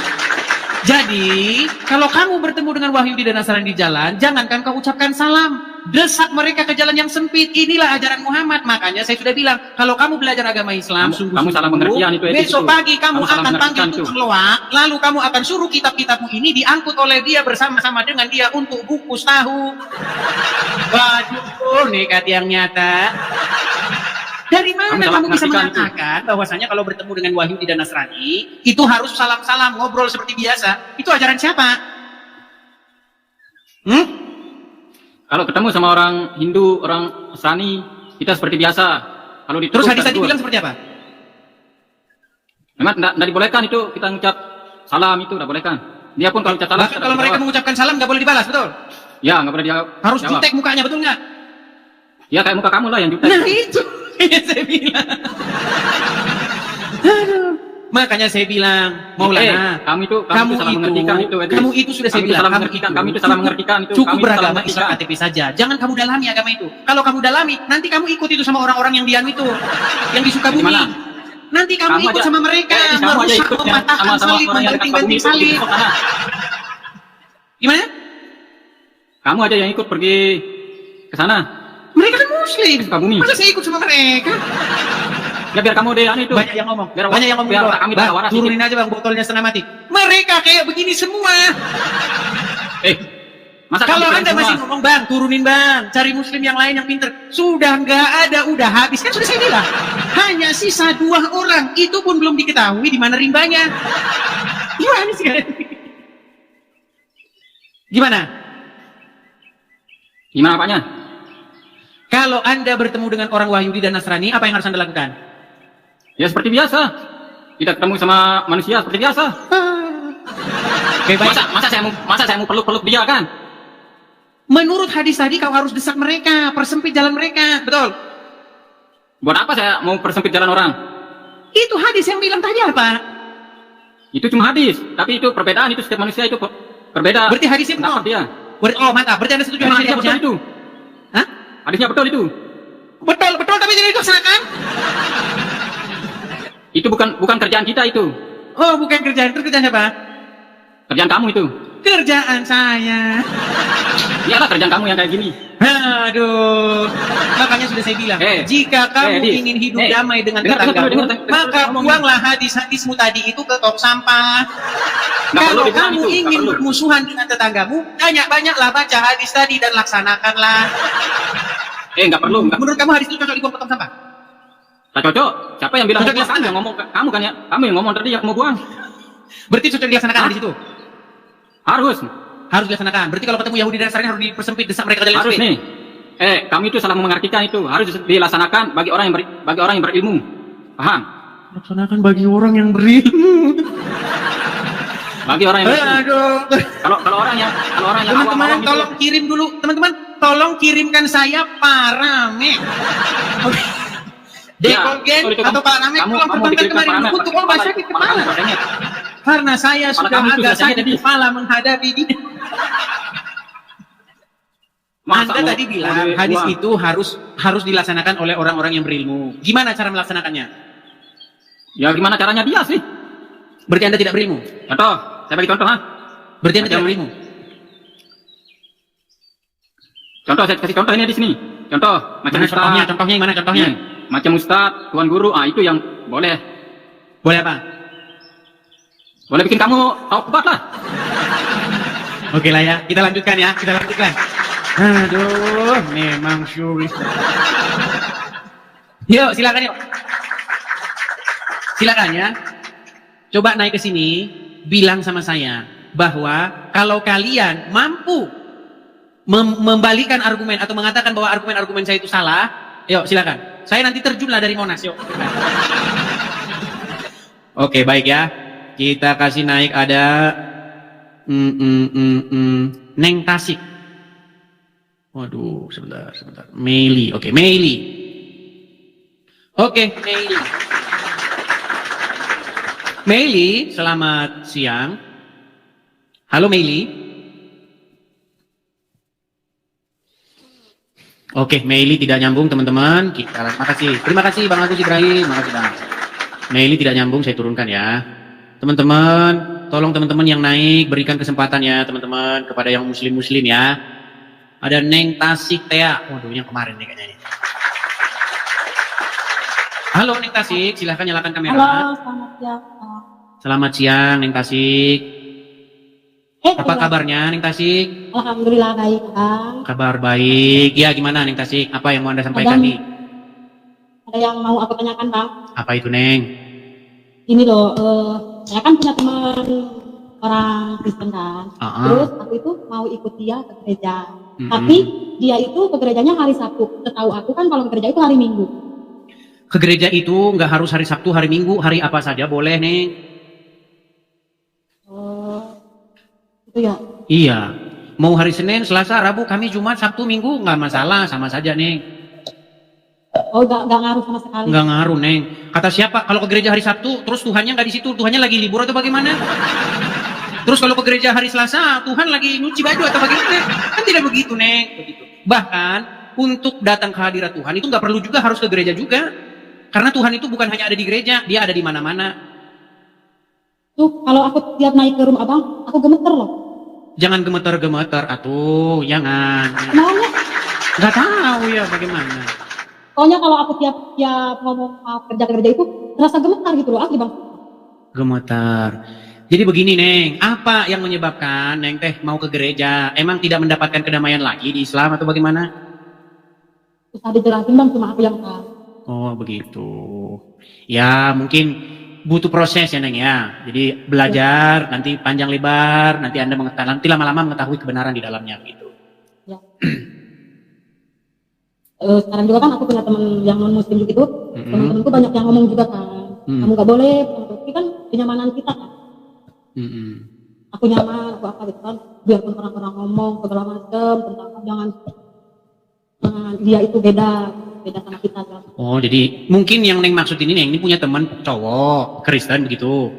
Ya. Oh terus intinya si cowok ini kalau mau berumah tangga Neng harus meninggalkan Islamnya begitu. Enggak, bukan ya itu. Gimana? Teman, aku punya teman dekat itu kan. Iya, maksudnya teman dekat itu cowok apa perempuan atau laki? Cowok. Oh iya, berarti ya udah ke situ. Terus kemana lagi? Terus. Bang. Nah, terus gitu kan, terus kami itu kan misalkan teman gitu, terus banyak teman muslimku, teman satu kerjaanku yang ngomong, itu kan temanmu itu kan beda agama, kamu jauhin aja dia, kamu kan beda agama sama dia, gak mungkin. Jangan bareng-bareng terus. Tuh. Nah, ya. aku senang sama Bang Edi selama itu awalnya dari dia, kok dia nonton ini terus ya. Dianya nonton saya. Ya. Oh berarti dia ngasih rekomendasi. Ini dia ngasih rekomendasi coba tonton ini gitu. Enggak, aku nanya, kamu nonton apa sih kok seru banget gitu. Oh nonton ini, oh kamu nonton, coba bagiin aku awalnya aku baik-baik aja. Tapi pas lama-kelamaan kan, seru juga ya. Terus pas lihat, oh ya ini benar juga ya. Ini semua benar gitu. Contohnya kasih tahu Neng apa? Satu contoh. Ya satu contoh dalam yang abang ituin kan, hadisnya ini kan. Dilihat di Al-Quran benar kan ada semua. Walaupun aku cuma Islam KTP gitulah bang, ibaratnya. Iya kan sudah saya bilang Neng, alasan Neng masih Islam karena tidak mengerti agama Islam. Kan sudah saya bilang, kalau Neng mengerti agama Islam, besok pagi bangun tidak dalam keadaan Islam lagi. Itu bukan asal-asal ngomong Neng, itu kata-kata itu muncul dari sebuah peresapan akan agama Islam selama 13 tahun. Nggak asal-asal bicara begitu. Saya sudah pernah bilang, belum ada saya dapati orang Islam yang lebih ngerti agama Islam daripada saya. Coba bawa sini orangnya siapa kalau dia lebih ngerti agama Islam daripada saya. Gitu loh. Neng, coba Neng. Neng kan ada, ya walaupun belum pasti ya, tapi kan kita bicara dulu nih. Ada seperti sinyal mau menikah dengan orang Kristen. Betul? Enggak. Kami cuma dekat teman. Oke baiklah, nggak apa-apa, jangan dipaksakan. Gini, gini Neng. Kalau di dalam agama Islam, Kristen dulu ya, Kristen dulu. Di dalam agama Kristen, tidak dibenarkan seorang suami berbuat kasar kepada istrinya. Di dalam agama Kristen itu bahkan dikatakan, hai suami-suami, kasihilah istrimu, sebagaimana juga Yesus telah mengasihi jemaat dan telah memberikan nyawanya. Tapi di dalam agama Islam, Neng, saya mau tanya, tapi nggak ngerti agama Islam ya, tapi nggak apa-apa lah. Coba Neng, boleh tidak seorang suami mukul istrinya menurut Al-Quran? Kalau istrinya salah ya wajib dipukul. Kalau nggak salah ngapain dipukul? Iya. Kalau dipukul ya kita pukul balik aja. Nah, Kalau kita bersalah kita pukul balik aja. Ayo. Nah, makanya Neng, aku bisa ya dipukul ya aku pulang aja ke orang tua. Ayo. Nah, makanya saya bilang Neng, di dalam ajaran agama Islam memang boleh seorang suami mukul istrinya. Ya, Tapi di dalam kalau agama salah, Kristen itu tidak boleh. Jangankan mukul, berbuat kasar saja tidak boleh. Coba secara logika sekarang Neng, mana kira-kira yang masuk di akal, yang masuk di sesuai dengan ini? ya, hati nurani. Kalau itu ya jangan, biarpun istri salah ya jangan dipukul. Betul. Iya. Betul. Peluk lah biar Betul sekali, karena ajaran Kristen mengatakan apa? Yang jahat itu harus dikalahkan dengan kebaikan, betul? Ya benar. Kita kan perempuan Bang. Perempuan kalau kita salah nih perempuan, ya harus dianggap benar lah. Karena kan kita itu Iya, maksudnya bukan dianggap benar. Maksudnya yang Ya, salah jangan marah gitu diperbaiki. maksudnya. Begini Ya, Neng, betul. maksudnya yang salah itu diperbaiki, tapi kan tidak harus main tangan, betul? Kita kan senangnya itu dilembutin. Kita kan dari marah jadi lulu, jadi Betul, Nah, begitu. aku nggak salah. Tapi kalau ajaran Muhammad nggak ada begitu, Neng. Kalau ajaran Muhammad, pukullah istrimu. Mau saya tunjukkan ayat, banyak yang kejam tuh di bawah tuh. Fitnah kamu ya. Kalau saya memfitnah, saya terjun dari Monas. Iya sih Bang. Kata-kata kan sekarang banyak KDRT. Bahkan Muhammad itu pelaku KDRT. Muhammad itu pernah memukul Aisyah. Loh, banyak yang ngomong nanti, fitnah ya. Sudah saya bilang, kalau ada muslim yang sanggup menunjukkan saya fitnah, saya terjun dari Monas. Jadi Muhammad itu adalah pelaku kekerasan dalam rumah tangga. Siapa yang dipukul oleh Muhammad? Aisyah.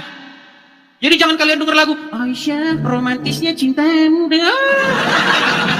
Mau saya tunjukin hadisnya. Aisyah dipukul sama Muhammad.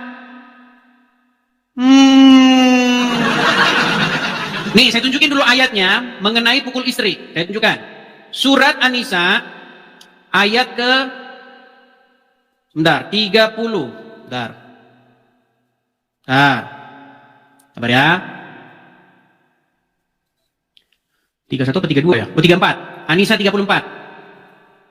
Di dalam surat An-Nisa ayat 34. Saya balik dulu kamera saya. Biar nanti orang yang fitnah-fitnah ini nanti kan sadar. Nih, saya tunjukin. Surat An-Nisa ayat 34 ya, kelihatan ya. An-Nisa surat yang keempat ayat 34. Perhatikan. Laki-laki, suami maksudnya ya, itu pelindung bagi perempuan atau istri. Karena Allah telah melebihkan sebagian dari mereka laki-laki atas sebagian dari yang lain perempuan. Dan karena mereka laki-laki telah memberikan nafkah dan hartanya. Maka, perhatikan, perempuan-perempuan yang saleh adalah mereka yang taat dalam kurung kepada Allah dan menjaga diri mereka ketika suaminya. Perempuan-perempuan yang kamu khawatirkan akan nusyush, hendaklah kamu beri mereka nasihat. Hendaklah kamu beri mereka nasihat kepada mereka. Tinggalkanlah mereka di tempat tidur, maksudnya pisah ranjang. Dan ini kata kalau perlu ini memang muslim ini suka bener mensensor loh mereka ini. Nih, ada tanda kurung nih, kalau perlu ini tanda kurungnya banyak sekali nih, kitab tanda kurung. Nih. Dan pukullah mereka. Ini ada nih. Pukul mereka kalau mereka kalian khawatirkan akan nusyush. Membangkang. Pukul. Nah, sekarang kita tunjuk. Apakah Muhammad pernah memukul Aisyah? Perhatikan. Kalau saya ngomong, itu selalu ada dasarnya. Nih, saya tunjukkan ya. Perhatikan. Nih, nanti banyak orang-orang yang tidak tahu ini. Muhammad pernah memukul Aisyah. Saya tunjukkan kepada kalian. Ya. Saya besari. Bentar ya, nih. Perhatikan. Rasulullah katakan, "Anti as-samadul ladzi ra'aitu amami." Apakah engkau ini yang tadi bayangan hitam yang ada di depanku tadi? Jadi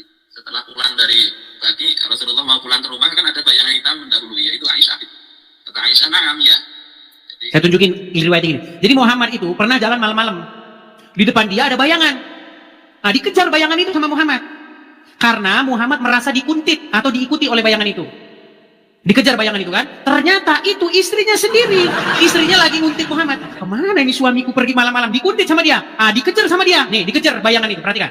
Rasulullah tahu beliau ini dikuntuti ketika mau pulang duluan Siti Aisyah. Setelah itu Aisyah mengatakan, "Fala haza fi sadri lahzatan auja'atni." Rasulullah kemudian memukul dadaku dengan pukulan yang menyakitiku. Nah, gara-gara dikuntit istrinya, Muhammad mukul istrinya. Contohlah Muhammad kalian itu. Loh, nekat yang nyata. Nah, kita juga kan kalau kita terikat sama suami, kita juga nguntit suami loh. Sama. Iya, tetapi kan tidak main pukul-pukul. Bahkan di dalam Al-Quran, Muhammad itu harus mengerahkan Allah, para malaikat, orang-orang beriman untuk menghadapi Aisyah. Loh, mau saya tunjukkan ayatnya? Waduh, kalian ini nekat yang nyata. Nih, saya tunjukkan. Apakah benar Muhammad itu untuk menghadapi Aisyah? Saya tunjukkan ya. Kita buka surat At-Tahrim. At-Tahrim. Ayat yang keempat.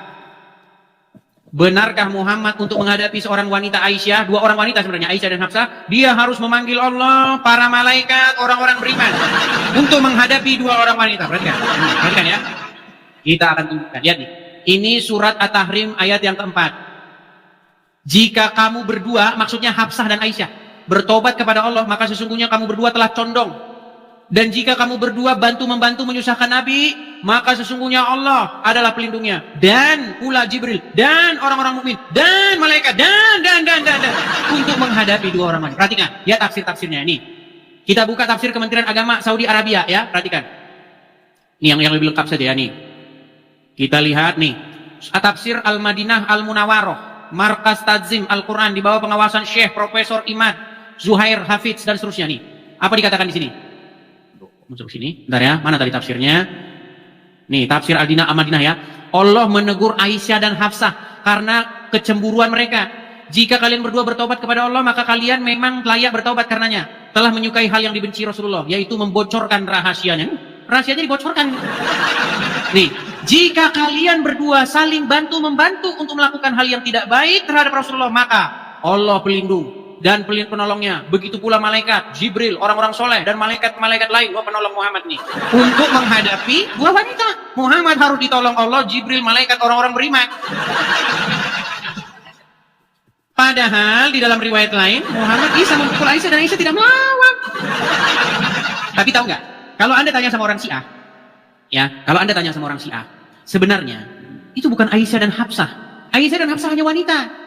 Tanya siapa di balik Aisyah dan Hafsah? Ternyata bapaknya Aisyah itu Abu Bakar, orang penting. Bapaknya Hafsah, ya, itu Umar bin Khattab, orang penting. Itu sebenarnya. Makanya orang-orang Syiah mereka punya sebuah sejarah yang mereka ketahui, tapi orang Sunni nggak tahu tentang bagaimana Umar bin Khattab dan Abu Bakar menjadi dalang sebenarnya yang menjadi musuh Muhammad. Cuman ilmumu belum sampai ke sana, Neng Tasik. Belum sampai. Karena ada riwayat di mana Muhammad itu ketika dia mau meninggal, dia itu meminta pena dan kertas supaya dia ingin menulis wasiat. Waktu dia mau meninggal. Ya kan? Kemudian Umar bin Khattab menghalang-halangi sehingga tidak jadi ditulis wasiat itu. Akhirnya setelah Muhammad meninggal, tampuk pemerintahan, kekuasaan jatuh kepada Abu Bakar dan Umar. Abu Bakar dulu baru Umar. Abang pintar lebih dari Oh iya, itu kalau muslim-muslim yang nggak tahu itu, nggak tahu, mereka nggak belajar agama Islam. Yang mereka belajari membaca huruf Arab dapat apa? Iya, coba Ima Said Neng Tasik, bener nggak? Selama Anda jadi muslim, yang ditekankan itu membaca huruf-huruf Arab yang ada di Quran itu, betul nggak? Habis itu amin, dapat pahala, bener nggak? Bener nggak? Iya, makanya selama ini nggak ngerti apa-apa selain daripada membunyikan huruf hijaiyah. Makanya isi Quran juga kagak tahu, masa bodoh taingah, yang penting saya bisa baca. Dah. Yang penting bisa maca, bisa nyari duit. Iya. Tapi kalau menurut ajaran agama Islam, perempuan itu tidak boleh keluar rumah. Bang, kalau nggak keluar rumah terus anakku makan apa? Menurut agama Islam yang mencari nafkah itu suami. Mereka berperang, berjihad. Kalau suaminya nggak ada, siapa yang makan? Di zaman Muhammad kayak begitu, laki-laki kerjanya berjihad di jalan Allah. Ada kampung Yahudi diserang, kemudian diambil harta rampasannya namanya ghanimah. Itu pekerjaan mereka kayak begitu. Baca aja. Kalau kamu betul-betul mempelajari sejarah agama Islam, pekerjaan Muhammad dan para pengikutnya itu kayak begitu. Ada karavan-karavan yang lewat itu diambil harta mereka itu. Mau belajar gimana bang? Jujur aja, aku mah dulu waktu anak-anak bangun kan disuruh ngaji sama orang tua, malah kabur, malah main. Ya, jadi sebenarnya kalau sesuai dengan ajaran agama Islam, perempuan itu tidak boleh kemana-mana, dia di rumah.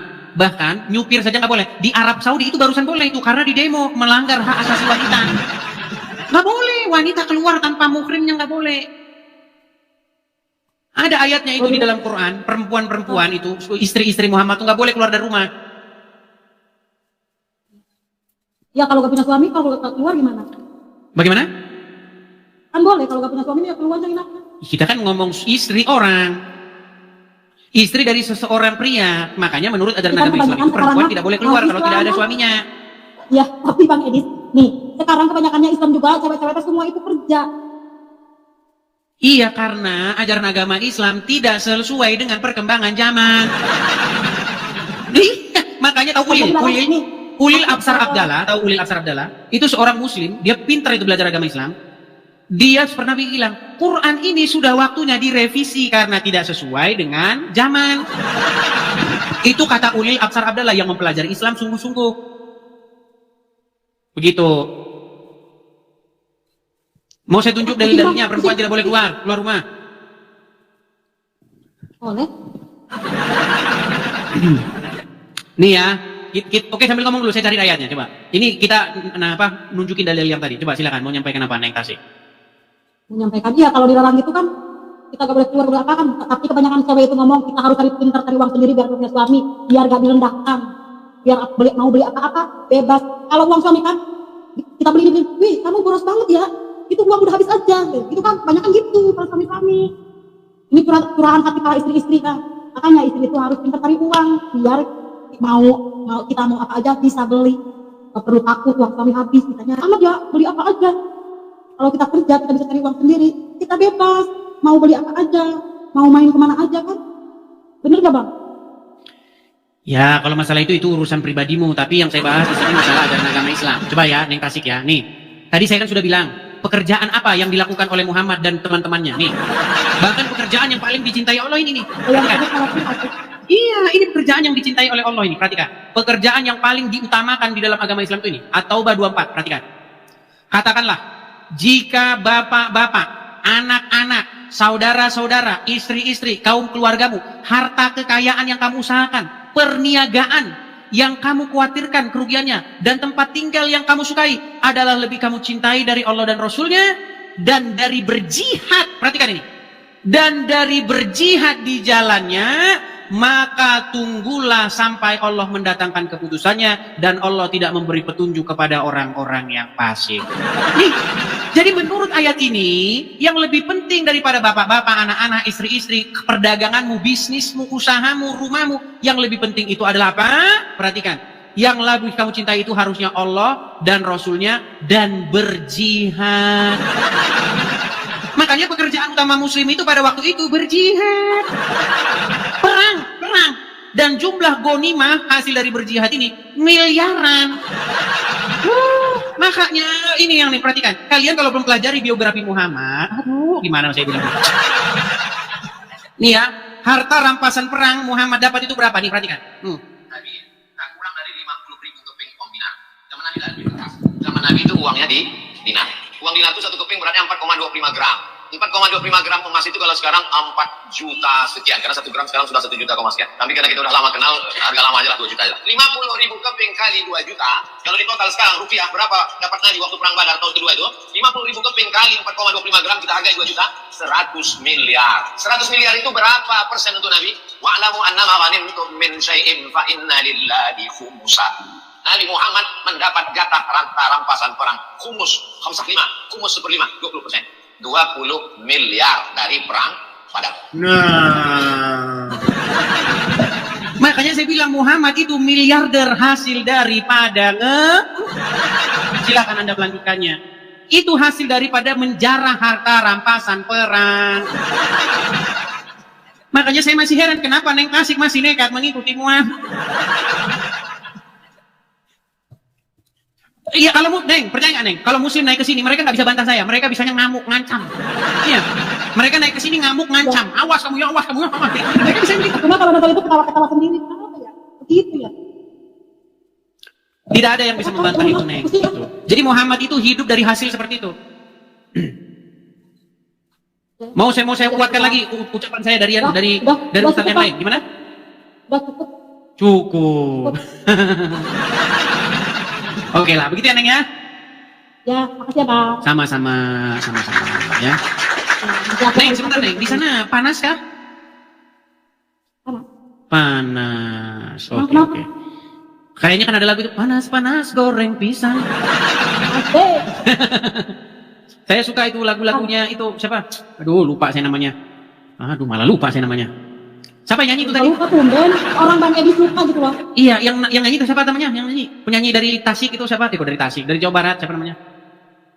Siapa sih namanya? Coba teman-teman di kolom komentar. Aduh, ya, lupa saya. apa? Doel Sumbang, iya Doel Sumbang. Oh, di Sumbang. Doel Sumbang. Gitu. Oke, begitu ya? Ya Bang. Makasih ya Bang. Oke, sama-sama Neng. Saya turunkan ini Neng ya. Mau hari Sabtu, mau hari Minggu juga, bebas. Bebas Neng, bebas. Gitu Neng ya? Ya. Oke, yuk saya turunkan ya. Yuk silakan tuh, yang muslim bantah. Apakah kalian dibantah? Kita mau diskusi yang bagus yuk. Saya undang muslim nih, walaupun saya frustrasi menemukan muslim yang waras belum ketemu. Basori, ya gimana Basori? Kabarmu? alhamdulillah baik, saudara Edis. Basori, ya gimana Basori? Terima kasih, makasih. Teman-teman yang memberikan support gift, saya ucapkan makasih ya. Gimana Basori? Ini yang dibahas ini. Saya mau melanjutin masalah yang kencing ontak. Ya. Mau lanjutkan masalah kencing ontak. Ya silakan. Silakan. Konsepnya tersebut. Kemudian saya ingin membandingkan dengan kitab Anda, oke? Boleh. Gimana penjelasan Markus 16 ayat 18? Markus 16 ayat 18. Saya buka dulu ya. Coba dijelaskan secara terperinci. Gimana Oke. Kita buka Markus 16. Markus 16? Ya. Oke, Markus 16 ayat yang keberapa? 18. 18. Baik. Markus 16 ayat 18. Mereka akan memegang ular dan sekalipun mereka minum racun maut, mereka tidak akan mendapat celaka. Mereka akan meletakkan tangannya atas orang sakit dan orang sakit itu akan sembuh. Apa pertanyaanmu? Ya. Kalau kita disuruh minum apa itu? Disuruh minum kencing. Saya siap kencing unta. Saya siap. Tapi gimana penjelasan ayat tersebut? Sehingga Anda sering katakan menyerang saya lewat ayat seperti lewat hadis tersebut. Maka saya tolong. Kok menyerang sih? Sebentar. Kenapa kamu mengatakan bahwa saya menyerang, sementara itu perintah Muhammad? Itu bukan perintah. Itu bukan perintah. Kamu pernah baca hadisnya enggak? Coba, gini sebentar. Tenang. Jangan boros bicara, tenang. Kamu bilang bukan perintah. Kamu pernah baca hadisnya? Yes, kita kan sering bicara. Ditanya pernah baca hadisnya. Apakah Anda pernah membaca hadisnya? Kita sama-sama pernah membahas di sini, Saudara Edis. Oke, Markus saja. Jelaskan ini. Aduh. Kita komparasi. Ini makanya saya bilang, di situ jelas-jelas Muhammad memerintahkan, Basori. Ada orang-orang dari suku Okel dan Uranah. Mereka itu mengalami demam, mengalami sakit. Oke? Datanglah mereka itu ke Madinah. Menemui Muhammad yang ada di situ. Kemudian disuruh minum. Iya, kok kamu bilang tidak disuruh? Disuruh. Muhammad memerintahkan supaya mereka meminum susu onta dan juga meminum kencing onta. Ya. Nah, lalu dari mana kamu katakan tidak disuruh? Posisinya pada saat seperti itu ada orang sakit datang kepada Rasulullah. Iya, artinya sesuai dengan sunnah Rasul. Tenang dulu lagi bicara.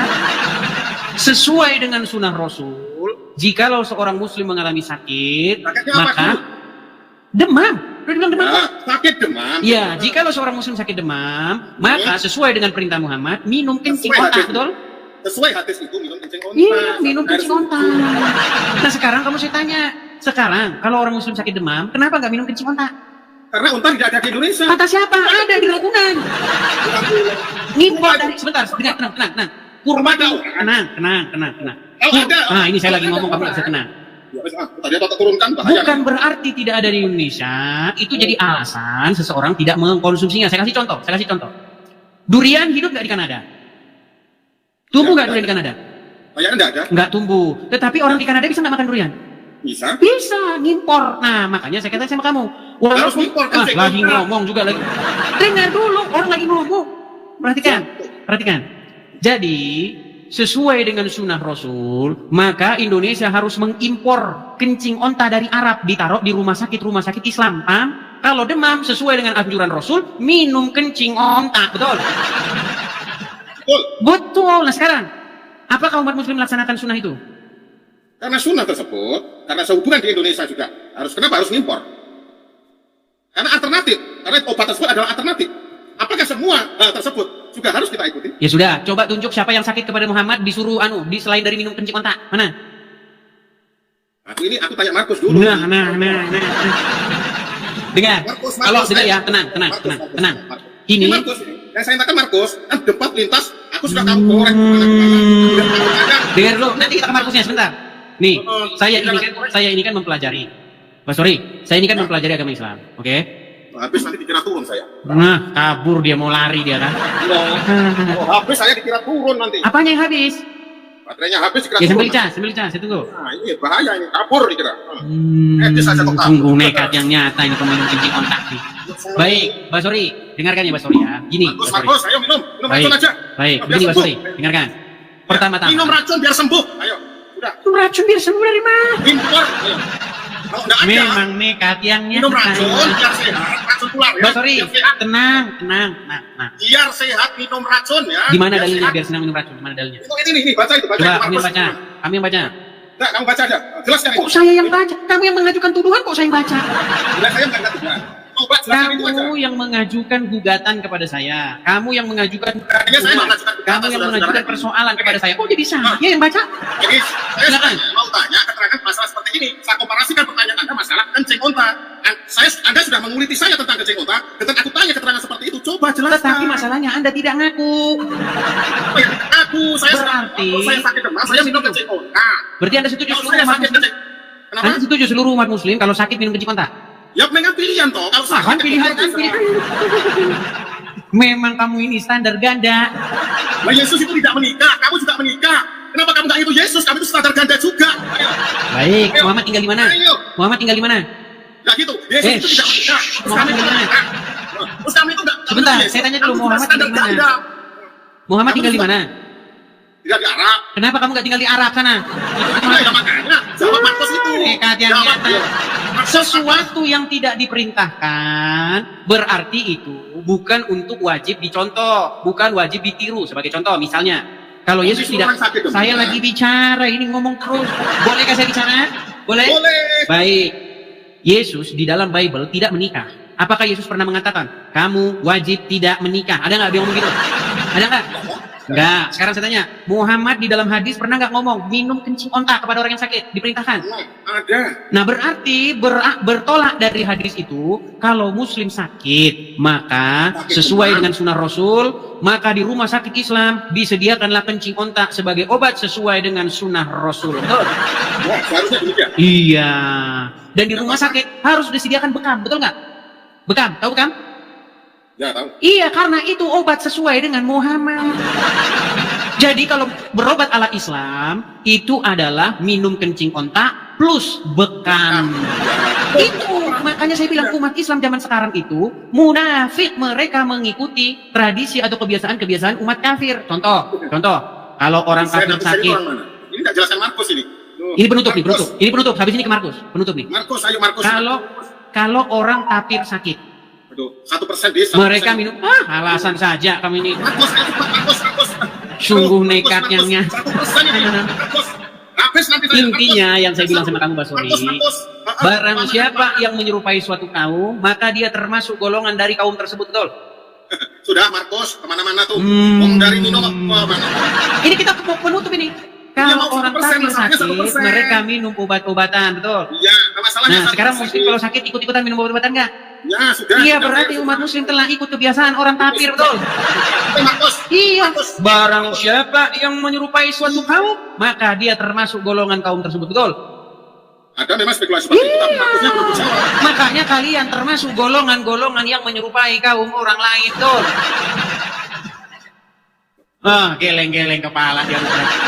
Nggak bisa dijawab nih dia teman-teman, berat. Nggak bisa jawab.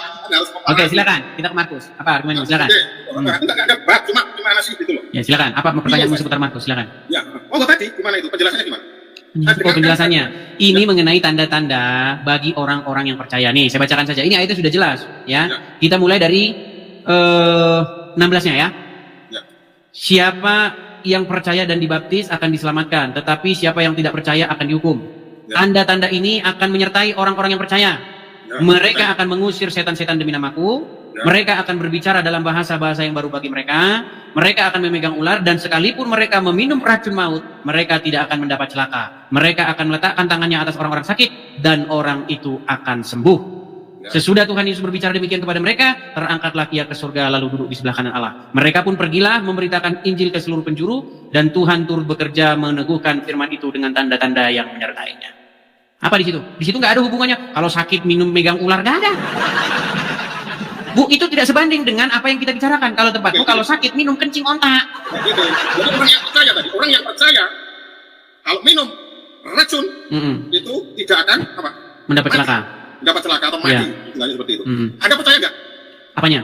Itu orang yang percaya itu gimana? Iya, percaya. Anda percaya? Berarti kalau Anda minum racun mah seharusnya tidak mati. Tidak mendapat celaka, betul. Itu gimana menjawabnya itu? Menjawabnya ya itu sesuai dengan nggak usah itu. minum. Nggak usah minum. Nggak usah minum maksudnya? Menjawabnya nggak usah minum racun, nggak jadi hidup, nggak celaka. Ya kan? Sungguh nekat yang nyata. Maksudnya gimana sih? Nggak ngerti. Orang yang percaya, katanya kalau minum racun, dia itu tidak akan mendapat. Betul. Nah, iya toh. Terus Anda itu termasuk orang yang percaya. Saya termasuk orang yang percaya. Terus? Ya, enggak. Termasuk orang yang percaya. Terus? Kalau Anda orang yang percaya, coba minum racun. Apakah Anda mendapat celaka atau enggak? Gitu loh. Apakah mendapat celaka atau tidak? Baik. Saya jawab ya. Baik, saya jawab. Jadi pertama-tama ya, di sini kita harus memahami ayat ini sesuai dengan bahasa atau gaya bahasa di dalam Injil. Jadi, apakah yang dimaksud meminum racun maut itu adalah racun maut yang seperti yang kita pahami, racun tiodan begitu? Ataukah yang kita maksud di situ adalah kita sengaja atau orang lain? Nah, saya kasih contohnya misalnya. Oke, saya kasih contohnya. Enggak. Ini tadi kan ada hubungannya dengan ular, ada ayat tadi yang masalah ular. Betul. Saya kasih contohnya ya. Konteks seperti itu sebenarnya penjelasannya racun ular sebenarnya seperti itu. Baik. Ya terserah lah. Kalau kamu bilang racun ular tidak apa-apa ya. Perhatikan ya. Saya akan nanti kalau mati jangan dibilang saya kabur ya. Kabur berarti kamu. Perhatikan. Saya akan tunjukkan salah satu contoh. Perhatikan. Saya balik kamera saya. Oke. Saya balik kamera saya. Kita buka Kisah Para Rasul pasal yang ke-28 ya. Oke. Apakah ini terjadi kepada orang percaya? Perhatikan. Ini Rasul Paulus di Malta ya. Setelah kami tiba dengan selamat di pantai, barulah kami tahu bahwa daratan itu adalah Pulau Malta. Penduduk pulau itu sangat ramah terhadap kami. Mereka menyalakan api besar dan mengajak kami semua ke situ karena telah mulai hujan dan hawanya dingin. Ketika Paulus memungut seberkas ranting-ranting dan meletakkannya di atas api, keluarlah seekor ular beludak karena panasnya api itu, lalu menggigit tangannya. Ketika orang-orang itu melihat ular itu terpaut pada tangan Paulus, mereka berkata, seorang kepada yang lain, orang ini sudah pasti seorang pembunuh, sebab sekalipun ia telah luput dari laut, ia tidak dibiarkan hidup oleh Dewi Keadilan. Tetapi Paulus mengebaskan ular itu ke dalam api, dan ia sama sekali tidak menderita sesuatu. Dan mereka menyangka bahwa ia akan bengkak atau akan mati rebas ketika itu juga. Tetapi sesudah lama menanti-nanti, mereka melihat bahwa tidak ada apa-apa yang terjadi padanya. Maka sebaliknya mereka berpendapat bahwa ia seorang dewa.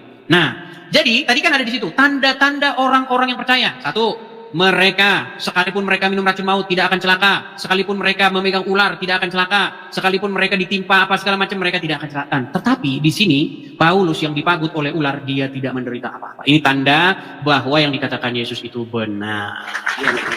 Oke, saya bisa tanya sekali lagi sama kamu. Saya bisa tanya nggak? Boleh, tapi masalah ini. Baik, ada satu hadis. Masalah ini dikelari dulu. Yang belum kelar mana lagi? Yang mana? Akan tanya, Anda kan orang percaya. Aku cuma simpel itu aja. Ayo, silakan. Tensinya diturunkan. Baik, silakan. Nah, ini aja daripada ribet-ribet gini. racun maut itu yang dimaksud itu apa? Apakah itu filsafat? Ya, bisa jadi itu racun dalam bentuk racun sungguhan. Ini ayat loh ya, bukan hadis. Ayat. Kamu nanya kepada saya ngomong, kamu ngoceh terus. Bisakah saya bicara? Belum selesai, belum selesai. Silakan. Ini ayat, bukan hadis. Bukan Silakan. hadis. Ini ayat. Termasuk di situ. Racun maut yang dimaksud di situ apa? Ya, apa? bisa saja itu Bukan yang racun. percaya.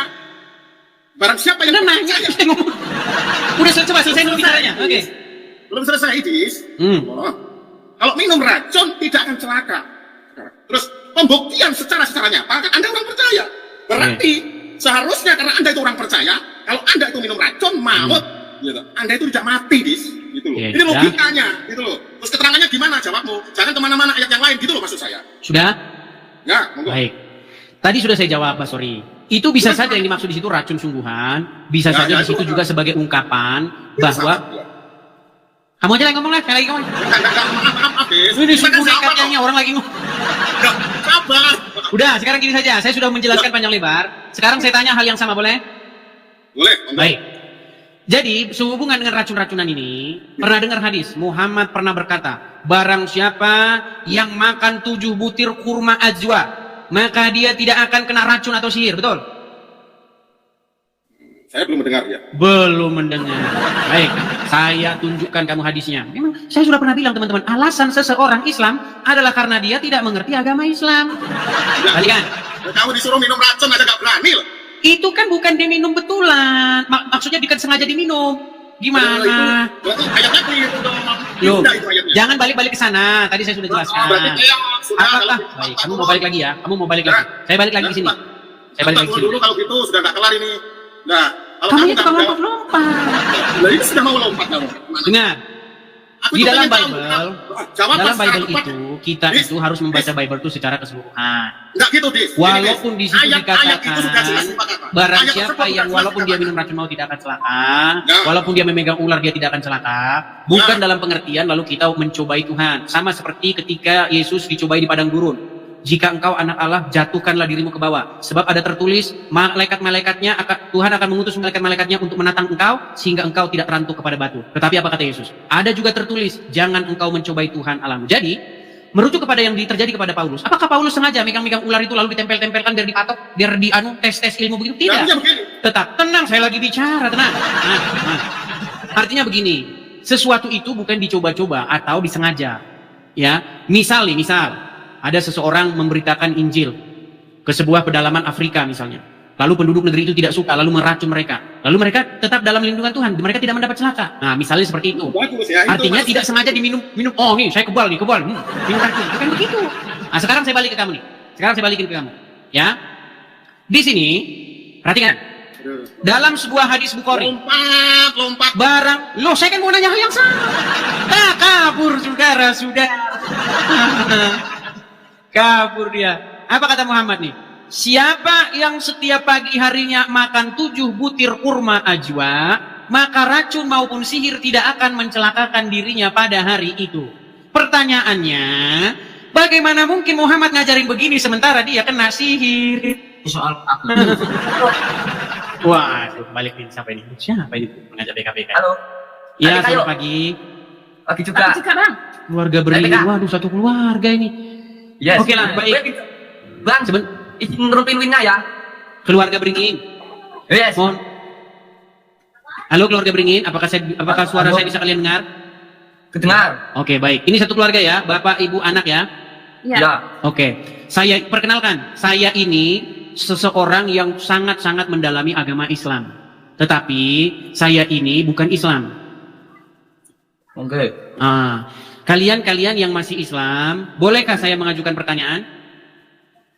Kalau selagi kita bisa jawab, monggo. Baik. Pertanyaannya begini. Dalam sebuah hadis, ada dikatakan begini. Barang siapa yang makan 7 butir kurma azwa, maka dia tidak akan bisa diracun atau kena sihir. Pernah dengar hadis itu? Iya. Pernah dengar hadis itu? Sebentar, Kang Edis ya. Kita PKPK aja, nggak usah bahas agama gini-gini harus PK dulu. Sudah kudunggan. Bagaimana? Acaranya kan PK, ya udah PK dulu menang kalah ya udah gitu aja. Apa PK itu? Apa PK itu? PK itu apa? PK met. Apa PK itu? Ya, aku belum tahu. Ya, No, PK ya. tidak tahu kan? Sungguh nekat yang nyata. Coba sekarang saya tanya. Begini. Tunai belum? Oh, pamit dulu. Kenapa pamit dulu? Ya, itulah saya bilang kan. Kalau kalian nggak percaya omongan saya, kalian lihat selama saya diskusi dengan muslim, kan sudah saya bilang. Saya ucapkan terima kasih telah menonton video ini sampai habis. Dukung terus channel Hati Yang Berdura dengan cara like, komen, dan subscribe. Tuhan Yesus Kristus memberkati kita semua. Amin.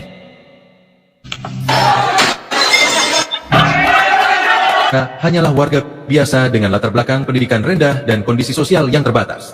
Pertemuan antara keluarga tersangka dan korban disebut emosional. Shalom Bapak Ibu dan Salam semuanya. Sampurasun. Selamat sore, menjelang malam, dan selamat malam yang ada di Eropa, yang ada di luar negeri. Saya ucapkan terima kasih banyak telah menonton. Dan itulah tadi cuplikan atau tayangan video yang telah disampaikan. Semoga dari tayangan atau video tersebut memberikan manfaat untuk kita semua. Amin. Oke, dan jangan lupa dibantu di subscribe, di like, ataupun share ke sosial media kalian. Oke, mohon maaf bila ada kekurangan. Sampai jumpa di video selanjutnya.